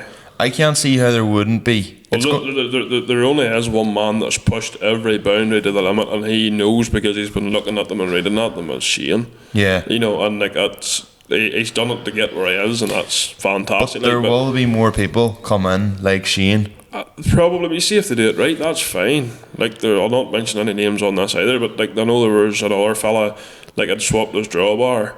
You know, after he came off the weight bridge, he was told to turn it round because the lug was too high. Yeah. So he turned it round and put it in. But then he went, while he was in the queue to pull up the sleigh, he changed it again. See, and the sleigh man caught him, and it's like, what? If you have to cheat, you know, like, but I don't agree with that. Like, let it be. If you have a John Deere and you have to cheat to go and try and beat a Massey, well then you should have just bought a fucking Massey. Yeah. You know what's the point? Or a Ford or whatever it may be. You know, you're kidding nobody but yourself. Like. I said that. I can't remember what I said at the start of this, or I said to you off air, like, rules are rules, and like if you can find a loophole that works, that people are just raging they didn't figure out the loophole. But if you just cheat, you're only lying to yourself. Nah, there's like, no point in it. Like. Why go and do why just go and try and be in easy mode? You know, for me, I would rather be fifth in the class. Aye. I know I'd done full well than walk it, but no. Well, the reason I actually walked it was because, you know, I'd done this or done that. Because like you're not. Like for you been told, you know, to go and change that drawbar around, and if you didn't and you were caught cheating or whatever and you did finish first or whatever, you're only kidding yourself. Whereas, like, for example, there's Shane has put time and invested a lot of money and patience and heartache and stress and everything into that tractor and done everything right, and he is one and he deserves to win. You know, and like as I said before, he's chasing the fucking bigger fish. You know, he's going up against TM 155s and 165s or 6930 deers and 9.5 ton class. Like, sure, he's going up against the likes of Big Blue and stuff too. You know, like he's trying. Like, as silly and as big into as this going to sound, I'm assuming farm class has to be used or farmed basically. Well, technically, you'd argue Andrews wasn't. no, that's the thing. I'll openly admit, like, my tractor was modified. You know, it was a tractor pulling tractor. That was all she was for, like, as the Nash was concerned. But I think, well, there's like BRM's event last year. It was divided up between farm class and modified. And the way Stephen wanted it done was if you were mapped, it was classed as a modification. So I had both of my tractors on the modified classes. So you had to put me in the modified class as well. Yeah. So farm class is essentially just off the farm. You want to have a go. So it's that for Stephen's event that time, that's the way he ran it. Like, yes, it was good enough at the time, but at the same time, there's like any tractor that came out, like no TM came out of the factory standard to here this country, standard as in not touched and screwed. You know, well, everyone they all had the pumps timed like 7 degrees or something. Like even at that, like even a demo one would have been set up. Oh, they all came out of the factory, and then they got dealers advanced the timing on all of them. You think about men that has mapped track, like, well, my 90's mapped and probably doing what 50 or 60 more horse more than what she should be, like, you know, and she's working every day, not every day, but she's still working. You know, you wouldn't be feared to go and work with her. Whereas the 14, what you did to the 14, you wouldn't take her to work. You know, you'd really be shitting yourself to go and draw silage on her for a day. I think that's the difference there. I think between farm class is basically a tractor you can still farm with. A modified's gone to the point of that you can't farm with it. Like, so do you think there should be like an interim class where you're not like what you're? But then that puts Shane Potter in a weird position because Shane Potter's pushing the boundaries, and arguably probably closer to your national or his national, I suppose. Anyway. compared to your 6490, it's closer. Like but he's still out pulling a slurry tanker weight. Yeah, he is. But the thing, he's doing that to prove a point. Yeah, I think the other thing is too, if you're going to modify something, everybody that does it's trying to chase the bigger tractor, or always trying to go up. Thinking as well, my argument is there's people out there who do have higher horsepower tractors in those classes aren't winning. Yeah. And it's because they're struggling for grip and stuff like that. Also very true. So that could be the counter argument is on a day that boy in the 150R could beat the likes of your bigger tractors or your more modified tractors. But 100%.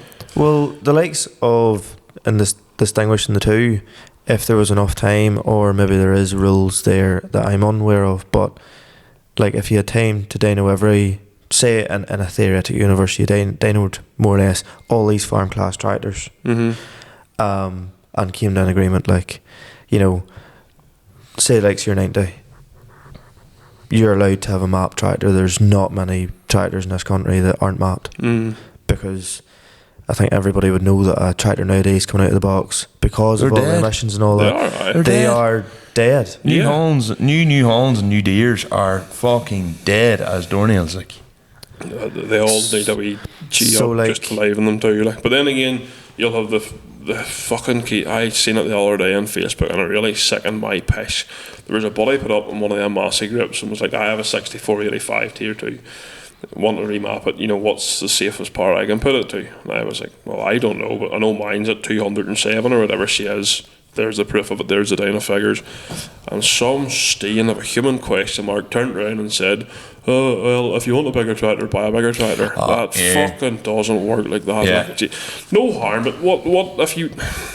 What are you going to buy bigger than a 6490? You know what I mean? Like, yes, you can buy 99 and all that crack, but physically, for a job that he's doing or a job that I'm doing, that varies all the time. But it's a big enough fucking tractor as it is. You may as well use the tractor to its potential. The little bit of power just gets you out of a hole. Yeah, well, really. It's not even that, but like for the size of that tractor being 155 horse, it's not at its full potential, if you know what I mean. It's still capable of more, and it's safe and happy working it more. So why would you not give it to it? Well, like I suppose when I done the time in England, instead of over here your go-to tractor for a long time, say John Deere ways was 145, 155R, they were drawn silage, some people had triples on them, but obviously not one of them was standard. Yeah. Whereas out there it was not hiring in a 145 to draw a grain. It was a Fenton 828. So you had nearly 300 horse for a 16-ton grain chiller. Yeah. Which is ridiculous, been there higher. We thought was madness, but well, sure. I suppose in that logic is the only logic you can think of, but I totally get where you're coming from. If the likes of an agreement was brought in for the likes of farm class tractors that certain agreed modifications between a group of folk, the likes of a map to X amount of power. Obviously, if you have say for instance a 145R and somebody's mapped her to 240, the bit over the top. You see, well then, I think as a Holland or the Netherlands or somewhere, each weight class has capped on power too. Oh. So they do work with horsepower caps over there. I wonder is that why the likes of Mark Napolitan, the 980 Fiat, he's pulling I think 9 ton, but it's 290 horsepower or something. Yeah, like I think your 7-ton class over there is only like 200 or 7.5 tons, 200 or something like that. Tractor too. Yeah, Mark Knapp. It's the same. That's who Shane Potter's basically to compete with. Peter Ving, I think his name is. Forgive me if that's pronounced wrong. Like, but he is a 1455, and the last time she was dyno was a 275 horse. I know the exact one. And she's pulling a 30-ton Joskin dump chiller. Yeah, like that's what he does every day with that tractor. Like, so I know obviously whenever you said you put the bigger turbo onto her, and obviously whenever you removed the restrictor on her so she could rev to the moon. The likes of seeing them other tractors. I don't know if they disclose information, if they have bigger pistons or beefier engine in them. No, Peter's a standard block.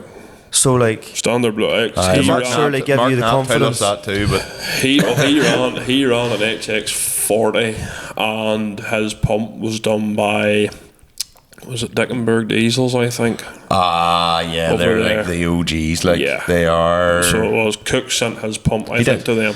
He did. Is that not what you call his doomsday screw? Yeah. It's a Dickenberg screw. I'm pretty sure, as far as I know, too, Mix MB Track has that as well. It does. Oh. It does. Oh, Yep. I see, has it too. What would she roughly be doing?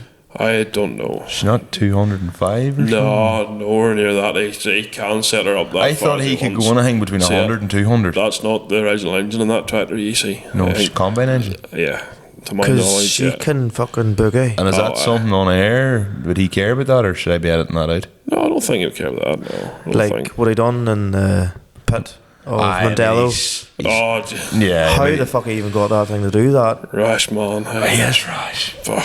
That's why we love him. Oh, it's class, eh? It's Unreal. class. He is a cowboy, and that's why it's on the sticker. Kirk guy, yeah, pretty much, eh? Yeah. Oh, he's dynamite, like. It's class. So he's fucking dynamite. I know there's so many stories and bits of crack I've had with him and stuff. Aye, oh, it's funny. Well, depending if you want to add this or out or not, but so the likes of your 6490 or your 3670, doesn't matter which one. Do you get more of a thrill from pulling the sled or racing with a trailer up the hill? Nah, probably the trailer. This takes Probably me on the on pole. to what we were going to talk about anyway. I So- wanted to pull this. So you'd rather Oh, dump trailer. Dump trailer. Or not even dump trailer. Like, see the likes on the pole, hey? Oh, it's a different type of buzz altogether. On the Like. poll is something I really wanted to chat about. It's kind of one of the main catalysts has brought you back here again is for on the poll is now I'll announced. never forget the 14 going up that hill and your hand out that window going, fucking you. I'll never forget the fate landing in the middle of the whole thing. I know. So that was a downer. That's right. That was definitely something. Hey. And see, to be fair, up until that point and until She that done shot, She was going well. Oh, well, She she was walked up going- 262, like she beat him, She was sharp. and then You ran out of field, dirty field, was it? Aye. Oh, the fucking banjo bolt and all was completely blocked solid on her. Like, and it was just strange the way it happened because I had started her the second time and I said to John, I said, look, I said, that rain has really buggered me up for there's not a tyre on that tractor. And he said, look, try it for the crack if you want. If you don't want to, it's, dead on. I said, oh, well, sure, I'll go and give it a go. May as well, like, what's worse can happen? You just had to back down the hill again or whatever if you don't get to the top. But then jumped in, tell her, started her, went to turn the wiper on, and she stopped. And I was like, right. That's right. So then I went to turn the heater on after I started her again to clear the window, and she stopped. And I was like, is this fucking electric here? What is this? And then pulled round to the line and the colours away up the hill. Whenever it was that I eventually got going, like I could hear like nearly missing, and I was like, right, okay, it's definitely not electrical then. And sure, I'll get her in round the barrels. I may have lost it now, no point, and come back down the hill again. And sure, just round that first one, up the box, turned left, and round to the right, and then back out round, looking fair in front of the grandstand. I lay down. I thought to myself, you bastard, fuck, it was awful. Like. And you being a bit more well known, shall we say? So more people would have known that was you. That was your tractor. I don't think it would have been as bad in the Fiat. If it was the 14, it would have been worse. Okay, yeah, fair or like point. even like Gara 7060, it would have been, if something happened there. Well, like my first run, the first run with the 14 and the 76, I'd done the same thing. I made the same mistake twice. Tried to keep her out of the ruts. The fresh ground to go up the field, that was the biggest mistake I made. Too slippy. Yeah, You'd be better sticking in because that's what we'd learned the year beforehand. Is it like at on the pole when it done all the raining and the ground like got dug up into clay? If it actually became You got down faster to throughout solid. the day. Yeah, it would have far better staying in. So it would have been, but sure, hindsight's a wonderful thing. Like. Is Yeah. it a different thrill you get with pulling the trailer, or is it the fact you're It racing is, against someone else? Well, between the fact you're going against somebody else and then you can make a bigger cook up far easier at the likes of that too. I Just think with missing gears and all that Yeah, carry yes. on then as well, and then obviously in the people watching you. But I think there's a realism aspect to pulling trailers up a hill versus the sled, because not everybody's going out on the sled, but everybody talks about my TM 140, she went up the hill and I didn't have to drop any gears and I was pulling 20 ton of stone, and I'm like, Cool. maybe that's true, maybe that's not. And then same tractors out doing whatever, and this is a fictional scenario picked out of my head, but same tractor goes up that and the next thing they're struggling. It's just like, thought this TM was really well set up, lad. Like, where you... I don't even know if it's so much as that there, but I know it's different until you do it. Like if you hopefully we all get our tractors under it and pick for it this year. I'm hoping to go for it this year too. Yeah. You know, but you'll know yourself. Like I know you were nervous that first time at the poll. Yeah. Oh, fuck, terrified. That's even worse. Oh yeah. Well, I actually have a list. 2 seconds just before you do that. In my mind, it's say there's like so right, Andrew. Say you have a TM155, and I have a TM155, and I'm like, mine better going thing than yours, and you're like, no, yours better going thing than mine. Put the 2 side to side. But you'll still won though. No. But it shows it's all about bragging rights. Absolutely, and that's what makes it so good, and that's why I'd love to see who would win between yourself and Matthew, because you both pulled with the same tractors. The other night, Conor was up sure, and they ended up. I don't know why or what it was, but I think Aaron said something to Matthew, and then he says, sure, we'll get a chain out. And then Aaron was like, sure, you'll go and you'll get a chain. And I was like, no. And I was like, you know what, actually, fuck it, I will. Just in the seat post, it was all read out and stuff, and we done it, like, so. But it kind of, I suppose in 90 probably would have had it, but I done a crafty thing too, like. I told Matthew to drive on forward a wee bit. His nose was in the shade, you see. Yes. Spouting was blocked and the concrete was wet. Told him to go on forward. He didn't notice at the crater, like, until Aaron told him after it, like. But then we did. We pulled him out a wee bit more and had him in the dry, and like 2 out of 3 to 7 he had it. So it was. So. That's impressive. Her been nearly a ton lighter too. She's later. I actually thought the 70 would have been heavier. No. So did I. I thought she'd have been equally as heavy, but she's not. Yeah. Empty near enough of a little diesel, the 97.5 ton bang on, and the 70 full of diesel, or between half and 3/4 full of diesel, 6.6. That's no wonder the 70 is such a good going thing then. Because you think about less weight, more freight, less weight and torque. Yeah, like that'll be those shades. I never dynoed her now, but I think Stephen told me at the time it was something silly. Like, I mean, it was £1,800 a foot torque or something. That tractor had at 175 horse. Like yeah, that 175 a ton lighter would be equivalent more or less to 210 with a ton heavier. Yeah, she's just I would say the ton lighter would account for at least 10 horse. Because so it would. Her slope nose 5.7 was as good a going thing as her 6.7 standard. And the 6.7's a ton heavier. So there'd be like 20 horse of difference there. No, I would always have classed a ton of weight. It would be like 10 horse. You know, if you're going to mow, even if you want to draw silage with a 10 ton silage chiller, you know, you'd want like 190 or something, 100 horse on it. You know, that kind of way. Or if you're mowing with a 10 foot more, you'd want 100 horse. That's true, yes. That's kind of way. That's a good way of looking at it, actually. You go for a set of triples, you're roughly mowing 28 foot or 30 foot. Well, you'd be wanting 300. Yeah, unless you're Ray McMullen. Yeah, well, that's true. I actually have a list here of some of the stuff I'd love to see it on the poll. You have seen or you want to see? No, I want to see. These are my, like, I suppose, fantasy battles of what I've kind of concocted, and with a few of us have kind of concocted. So one of the ones we have down here is the 6490 versus the 3670. So you versus the Cub, and if the Cub beat you, fuck. Don't even. You may give up. Like. Can I add in one there that you mightn't? Well, I wouldn't mind seeing, and I think it'd be a very interesting matchup. And maybe you have it wrote down. Shane Potter against Spud. 180-90 versus the. No, Shane Potter versus Bambi. No. Shane Potter. Is his an 11? How long? He's talking about the Fiat. As in Shane or the 14. Shane in the Fiat versus. I did offer him my expertise. I told him I'd drive the 14 for him. So I did. And he says, to be fair, you probably should. You want to see him against Barry Brawley's 180-90? Aye. The real big Fiat versus the Franken Fiat. That'd be interesting. It would be, but then you're kind of going against a normal gearbox against power shift too. Yeah. Then again, Shane's technically Shane should have more probably power. more power and half the weight too. That'd be interesting. Barry had more torque. She's an 8.1. Hard to know. I don't know what you put Shane against. As for them, Bambi, 100% against Bambi. The 3650. That's what I'd be sticking her against. That's what he wants to go against. I'd like to see Bambi against James Smith. In the 1255. That's another strong battle. I'd like to see them. So that thing at James was as hard as second. She's. So I'm sure you won it last year. Especially with the big 42s on her. Jody and No, Nate. he changes them.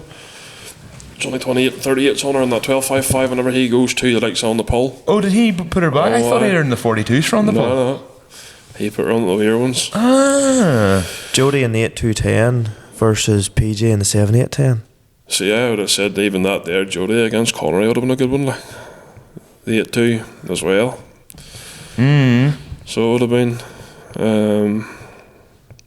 I think PJ against Shane would be a good one. PJ Shane would be a good one. Yeah, PJ and Shane would be a good one. This is just assuming everybody gets in. Aye. But John, make please. it happen. Thanks. Good man, John. Yep. Adrian Tugwell 7600 versus Monty's 880. Aye. That would be a interesting. tight Was one, that yeah. wee 7740 engine like? No, it's a 4-cylinder versus 5-cylinder, but that wee thing can punch. Can. Another good one of him would be that 7.6 against the 1990. Or Rabs. Yes. So it would be. Yes. It wouldn't be a bad one either. That would be a shout. I've Jack Hood versus Alan Murphy again for the rematch. Aye. That would have to be done. Because Jack was at such a disadvantage last year with his injector pump, and Jack's tractor it's kind of like your 1455 is very Mad Max spec. It is. And Alan's 1694 is like so clean and such a nice tractor. So you've kind of like got Jekyll and Hyde here. Aye, yeah, pretty much. Aye. But like that tractor of Alan's is a wicked wee tractor. That's actually one of the ones I would love to go against. Is Alan's 1694. That'll be a good one for you guys. Aye. So it would have been. That would be a good one. But what's happened here is Bernie Keenan has wanted to go against me. Oh, has he? This terrifies me. Like this absolutely terrifies me. Bernie will fucking walk me. Aye, well. Yeah. That thing, like Sam Cole was saying, he was like, when TW last year, he was saying, or 2 years ago, he was like, I was against Bernie. He goes, and I was looking, I was like, where the fuck have I left this wee 110 behind me? He goes, things beside me. Aye, there's where the weight comes into it again too, like. You know. But Bernie's is. I'm going to start getting the excuses out of the way here now.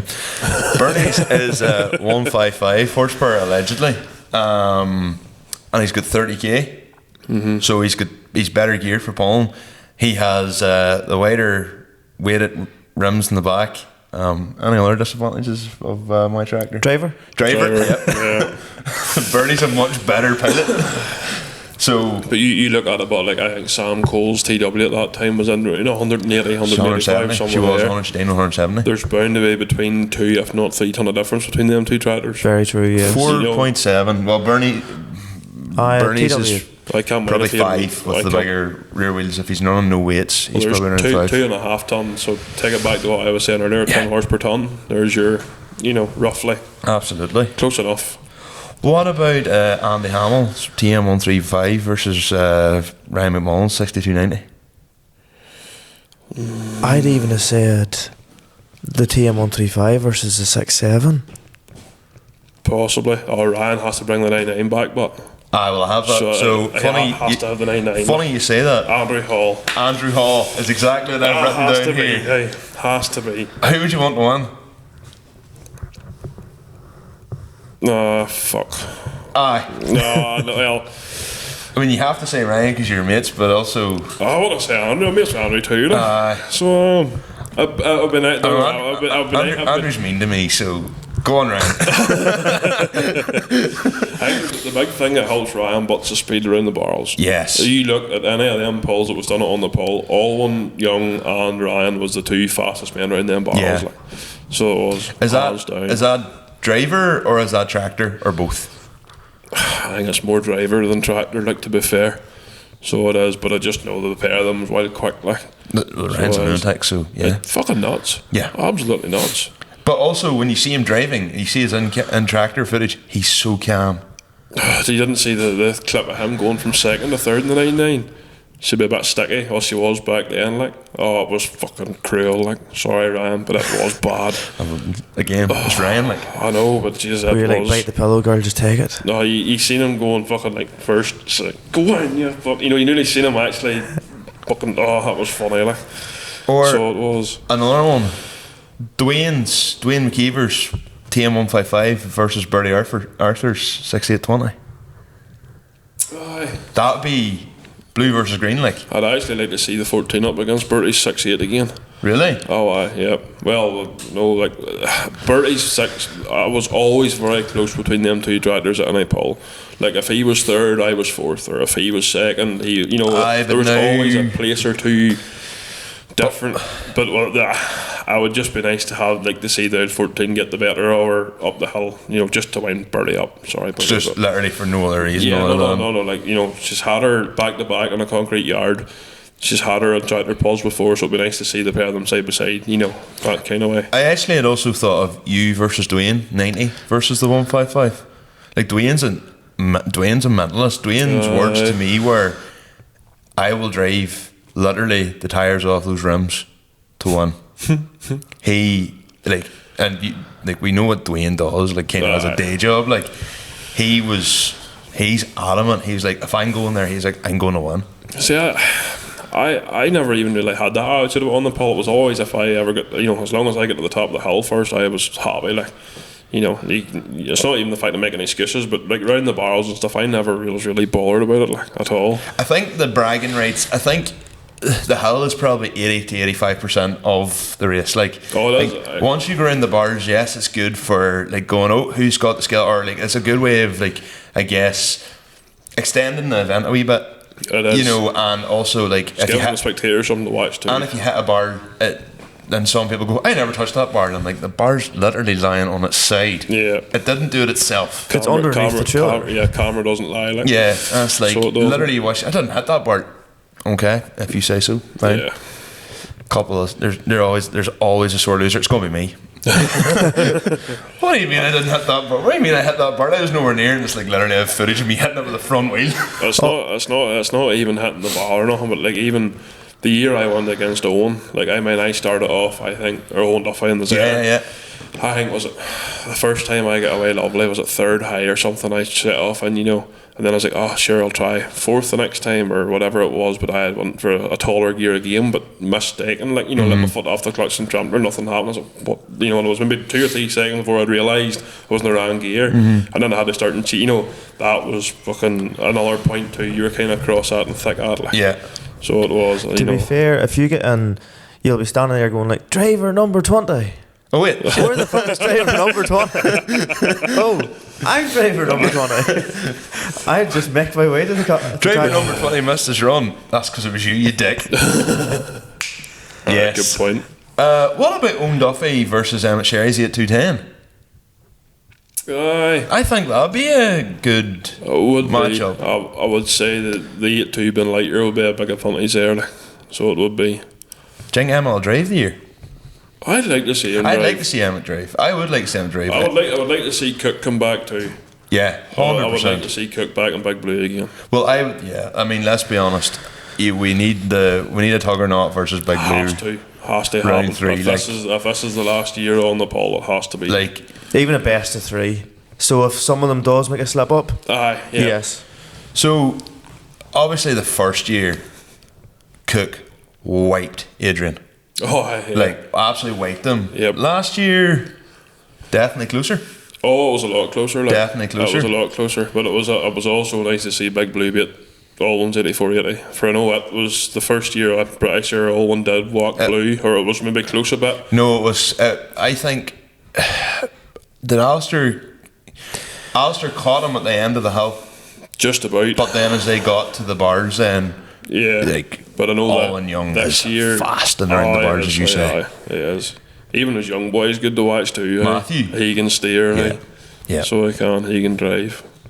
But it'd be nice to see the 2 Big Blues again, or the 2 Genesis going ahead of each other again. But who would you put the Tugmeister again? The 80-50? Kaylee's Magnum. Now there's a shout. Kaylee's Magnum. If Stephen enters it, that is, or if he goes, that would be nice. I have no idea what else you would want to put it against. Yeah, his 942. It's not the same, but nah, I don't think it. You've got 2 tractors there. The Tugmeister against the Tug or Not. No. It has to be. It has to be the 2 Genesis. Yeah, it has to be Blue, Big Blue versus. There's a thing though. Who would you back?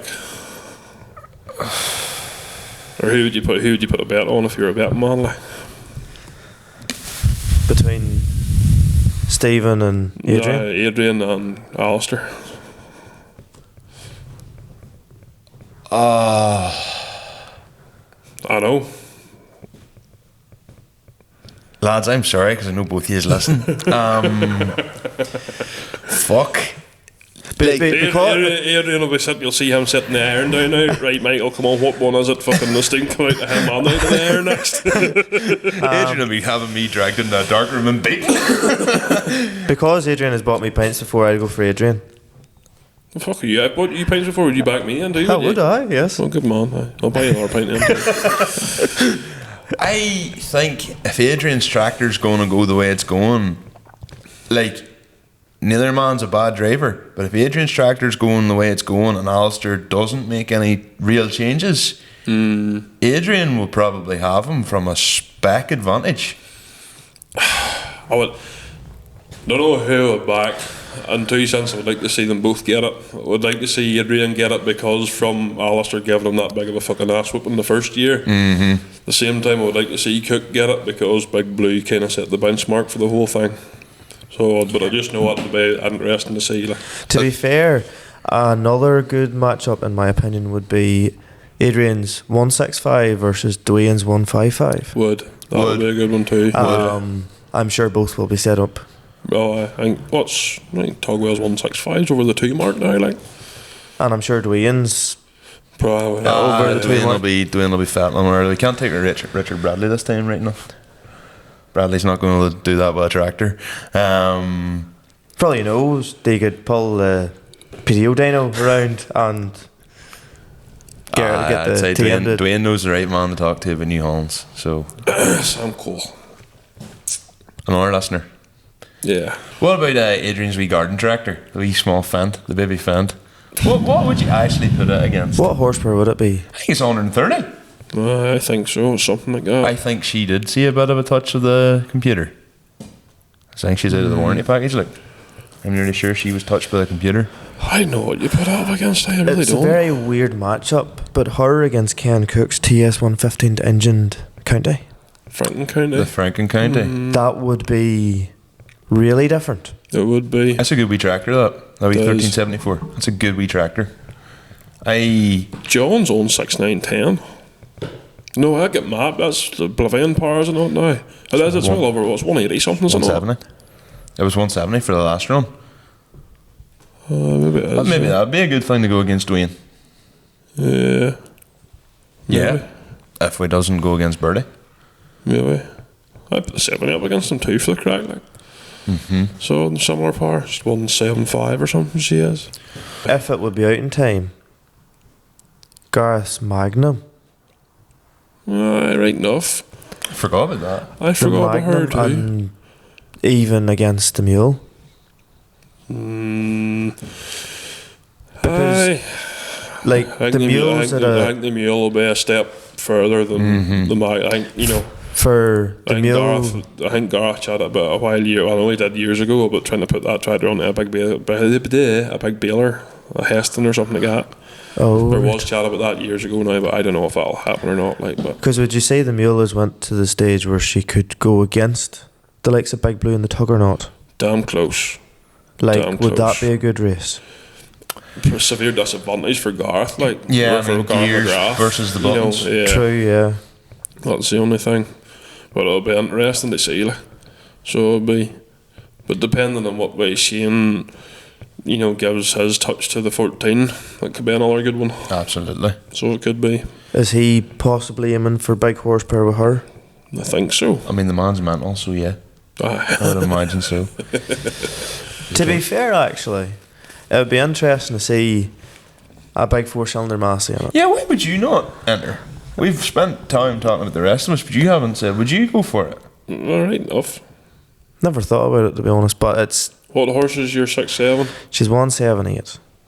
This is the problem where, though, she's too light for to go get against. Her mapped back slightly and go to class. Don't get her mapped. Tugwell's Fendt. The weight difference. That'll be interesting. Which Fendt? The wee Fendt. Wee Fendt. Literally, but what do you say? You're 107 and he's 135. Something, he's 130 anyway, yeah. Aye. There's bound to be 3 ton of weight difference. Just for the shits and But giggles. imagine if you take the beat to that. Oh, fuck, that'd be funny. You would never live it down. I would be like, I am not using that tractor again. It's just like you'd literally be just going, "Hey, Adrian, I'll take. Give me money for yours. I'll take. I might. Ringing the No, you know what would be hilarious? Me against him. Oh, you'd whack me. You wouldn't think it. Your tractor's 4.5 ton. 4.7, right? I'm 6.5. The 36 against you. You would probably walk me with a 6-cylinder and a torque, but it'd be interesting. Would be. You would have you're 6.5 or 7 ton. 6.5, 6.6, I think. I could be wrong. She could be around 6 ton, but that would be. There's but the difference in torque, but there's that many, but different matches you could think of and put people against too. well, what 4-cylinder deer could you go against? No 4-cylinder deers are that size though. Or even New Hollands. Like a 130R, do they not bush braving high? Do they not? Maybe I'm wrong. You need to be able to say like a 150R now. You know the 4-cylinder ones. The new 150s are 4-cylinder. The 155s are 6 and the 150s are 4. Aye. Well, then that's a matchup. But I don't even know who'd have one. No, I wouldn't know myself. I can't stop fucking yawning. I think it's time to call it at that. One princess, we're getting on my mouthful of you here. Andrew, thank you very much for coming back again. Yeah, and apologies for how late it is. Yeah. We'll all hate ourselves in the morning. Yeah. No, well, I have fucking an hour little over to drive home, like. You'll really hate us then in the morning. I'm more hating Big Ryan after Saturday night. This has just kind of continued on now. Yes. Yeah, I'll blame him for it, sure. But so here, where can people get you in your socials? You're back on Facebook again, aren't you? For now. It's kind of. Did you ever leave Facebook? Yeah. Oh, I deactivate it all the time, like. Oh, I did. Just whenever I can't be scrolling through shit, it's like, we'll just come off it. Or it's like, Marketplace, I want to go and buy a 3670, we'll go and have a wee look, say, for one or whatever, and you activate Marketplace it. is dangerous. Fuck, that's bad. Marketplace is very dangerous. It is bad. I spend most of my time looking at stuff I can't afford, like. You know, see the last several things that I have bought there between. Jesus Christ. That could have fucking a real fucking cow enough for frogs, like. The 90, the 70, and the Navara and the Trooper, none of them was advertised, like. Oh, really? Literally none of them was. No. 6490, I don't think ever got on to Dundee. Maybe she did. I didn't see her in Dundee now. Didn't see her advertised. But were you looking for a 6490? No. So you might never possibly, she maybe was. 70 wasn't advertised. And I know the Trooper definitely wasn't. It was bought in bad temper, and the Navara, it wasn't advertised either. So it wasn't. So is the Navara still alive? Ask Ryan. Ryan will tell you. So no then. No, it is. It just looks different. A tad. What's he? Do you know what? Do we want to know? No, I think he was acting the bucket jet on her one evening, and I think he said the spare wheel dropped out from underneath her, and I kind of left her and threw him on the hedge. So come on, right? She's still going, like, so she is. So barely. Barely. No, she is. She's still going. I had to weld her too. I think I actually was nearly out of her whenever he got her, so I didn't actually know that. But I didn't think she was that bad. But looking at Snapchat, she wasn't great. Like, but that's what they're known for. Like a real demon of a thing, though. She was cool as fuck. She was aggressive. Fuck, she was class. I mean, got up over the Glen Sean one night to go and lift the wall with that weight block, that 16-foot triaxle Hudson on her, and she's sitting at 95 mile an hour. Allegedly. Yeah. Allegedly. Yeah. Allegedly. Private Glen. But now you've got the Troopers. Private Glen. So now you're in real. Oh, you're back to doing maybe 4,500 revs at 50 mile an hour. Like, that's what you're back till now. That's so low geared, hey. Yeah, but they're a weapon for pulling. Like, you'll not get stuck. They're class. You'll not get stuck in here. My dad, that's what he had all the time, was Troopers. Like, is that right? Hey? Yeah, they always had Troopers. All the last Troopers I had no luck with them. Like the 3 litre one gave some ball. I had one 3.1. So I did before that one. He had Troopers from maybe the early 90s. And he changed every 3 years. And then in 1999, one of them got stolen. Oh, shit. Yeah. Oh, fuck. And then that was the first of the 3 litres got stolen. And then we got another one. And then he held on to that for a bit longer. I'd love to have a trooper back, like his was a 3-door maroon one. I know the exact spec of it. I'd love to see it back, like something like that in the yard, just to have. The neighbour of mine, Andy Tweed, is one there, but she's done lovely. She's a commercial short wheelbase one. Yes. So she has, I'm pretty sure she's a commercial one anyway, but one doesn't always tend to honour lovely chrome bar on her, so it'd be if the Brits does the chrome bar and it was short wheelbase over silver or whatever it is, or that brown. Savage. That's looks lovely. Bertie, I know Bertie's selling his other tripper. That's where that one came from. Really? That's a Bertie Arthur special, aye. So it is. I went to look at it one evening, and on the way home, my Navara started to knock in the back end and drive like shit. And I was like, right, cool, this is class. And it was maybe 10:30, 11 o'clock at night, and I just rang him. I says, Bertie, I told you I would take that Jeep this week. I want it now. Come and left me and take me home, or I'll take you back home or do whatever. And he says, no bother. It turned out the Navara only had a flat wheel, but it was that fucking scunnered. I wasn't getting out to change it either. I just like, bring me that Jeep now, like. So it was. So yeah. But then again, just the Navara was just rumbly enough. On its last legs with you. That's not. With you. You got your fun out of it. Oh, I did. I get use out of it, like, but just circumstances and times changed, and then just girlfriend and stuff there now, just other things to think about, and that Navara's just better. It's a bit too Asbo. Away where she is, like, yeah. But as for myself, me driving from A to B back and forth to work, like, I still have her. She was class, but no, it was definitely some fun to have. Like, Andrew made a fucking great Jeep out of her, like, so I did. I was sure she was Andrew Hall's. It's quite ironic now, actually, that Ryan beat him on the pole, and now Ryan's driving his Jeep. So it is. Ryan's or Andrew's at the last laugh. Literally, so it is. That's class. She was class.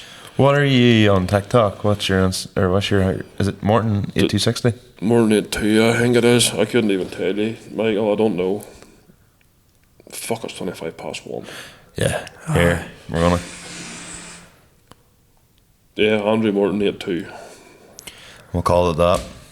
Best luck, folks. Thank you again for coming along. No bother. Up the Red Bulls. Let's go to bed. So, Michael. Yes. Andrew has become a Massey man. I know. But you know what, right? I was actually, when we were talking about this the other night, up at his as well, value for money. Like, I'm not in the position to buy, a bigger tractor, but just say, for example, I was suddenly in the market for something at about 150 horsepower. I would be looking at 6490s myself, truthfully, because a TM155 is always what I have wanted. And if money no object, or Dwayne McKeever just magically turns around and says, here, you can have my tractor, then, no bother. But until then, because Dwayne's not going to do that, and I don't have a lot of money, the value for money, I know it's a big frame tractor, but for me, that's not a problem around here. It's a decent enough size yard. There's places to store it. Granted, that tractor would probably look silly with a 1,300 gallon tanker on, but... No sillier than an 1,100 gallon tanker? No, but that's at his... my hills wouldn't be as bad as his. I could maybe get away with 1,500. But you know what I mean? Like, all my you get farm, away with 3,500.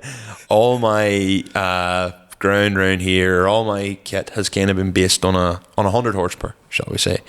So for me to move up to that bigger step doesn't really make sense. But yeah, if I did need something, if I was suddenly like, no, I need something around 150 horsepower, I don't think I could look past it. It would definitely be one of the first things I would go looking for, because value for money. And even you could get a tier 3 5480. I'm sure it's sensible enough money. Nah, I'd rather the bigger frame. For what?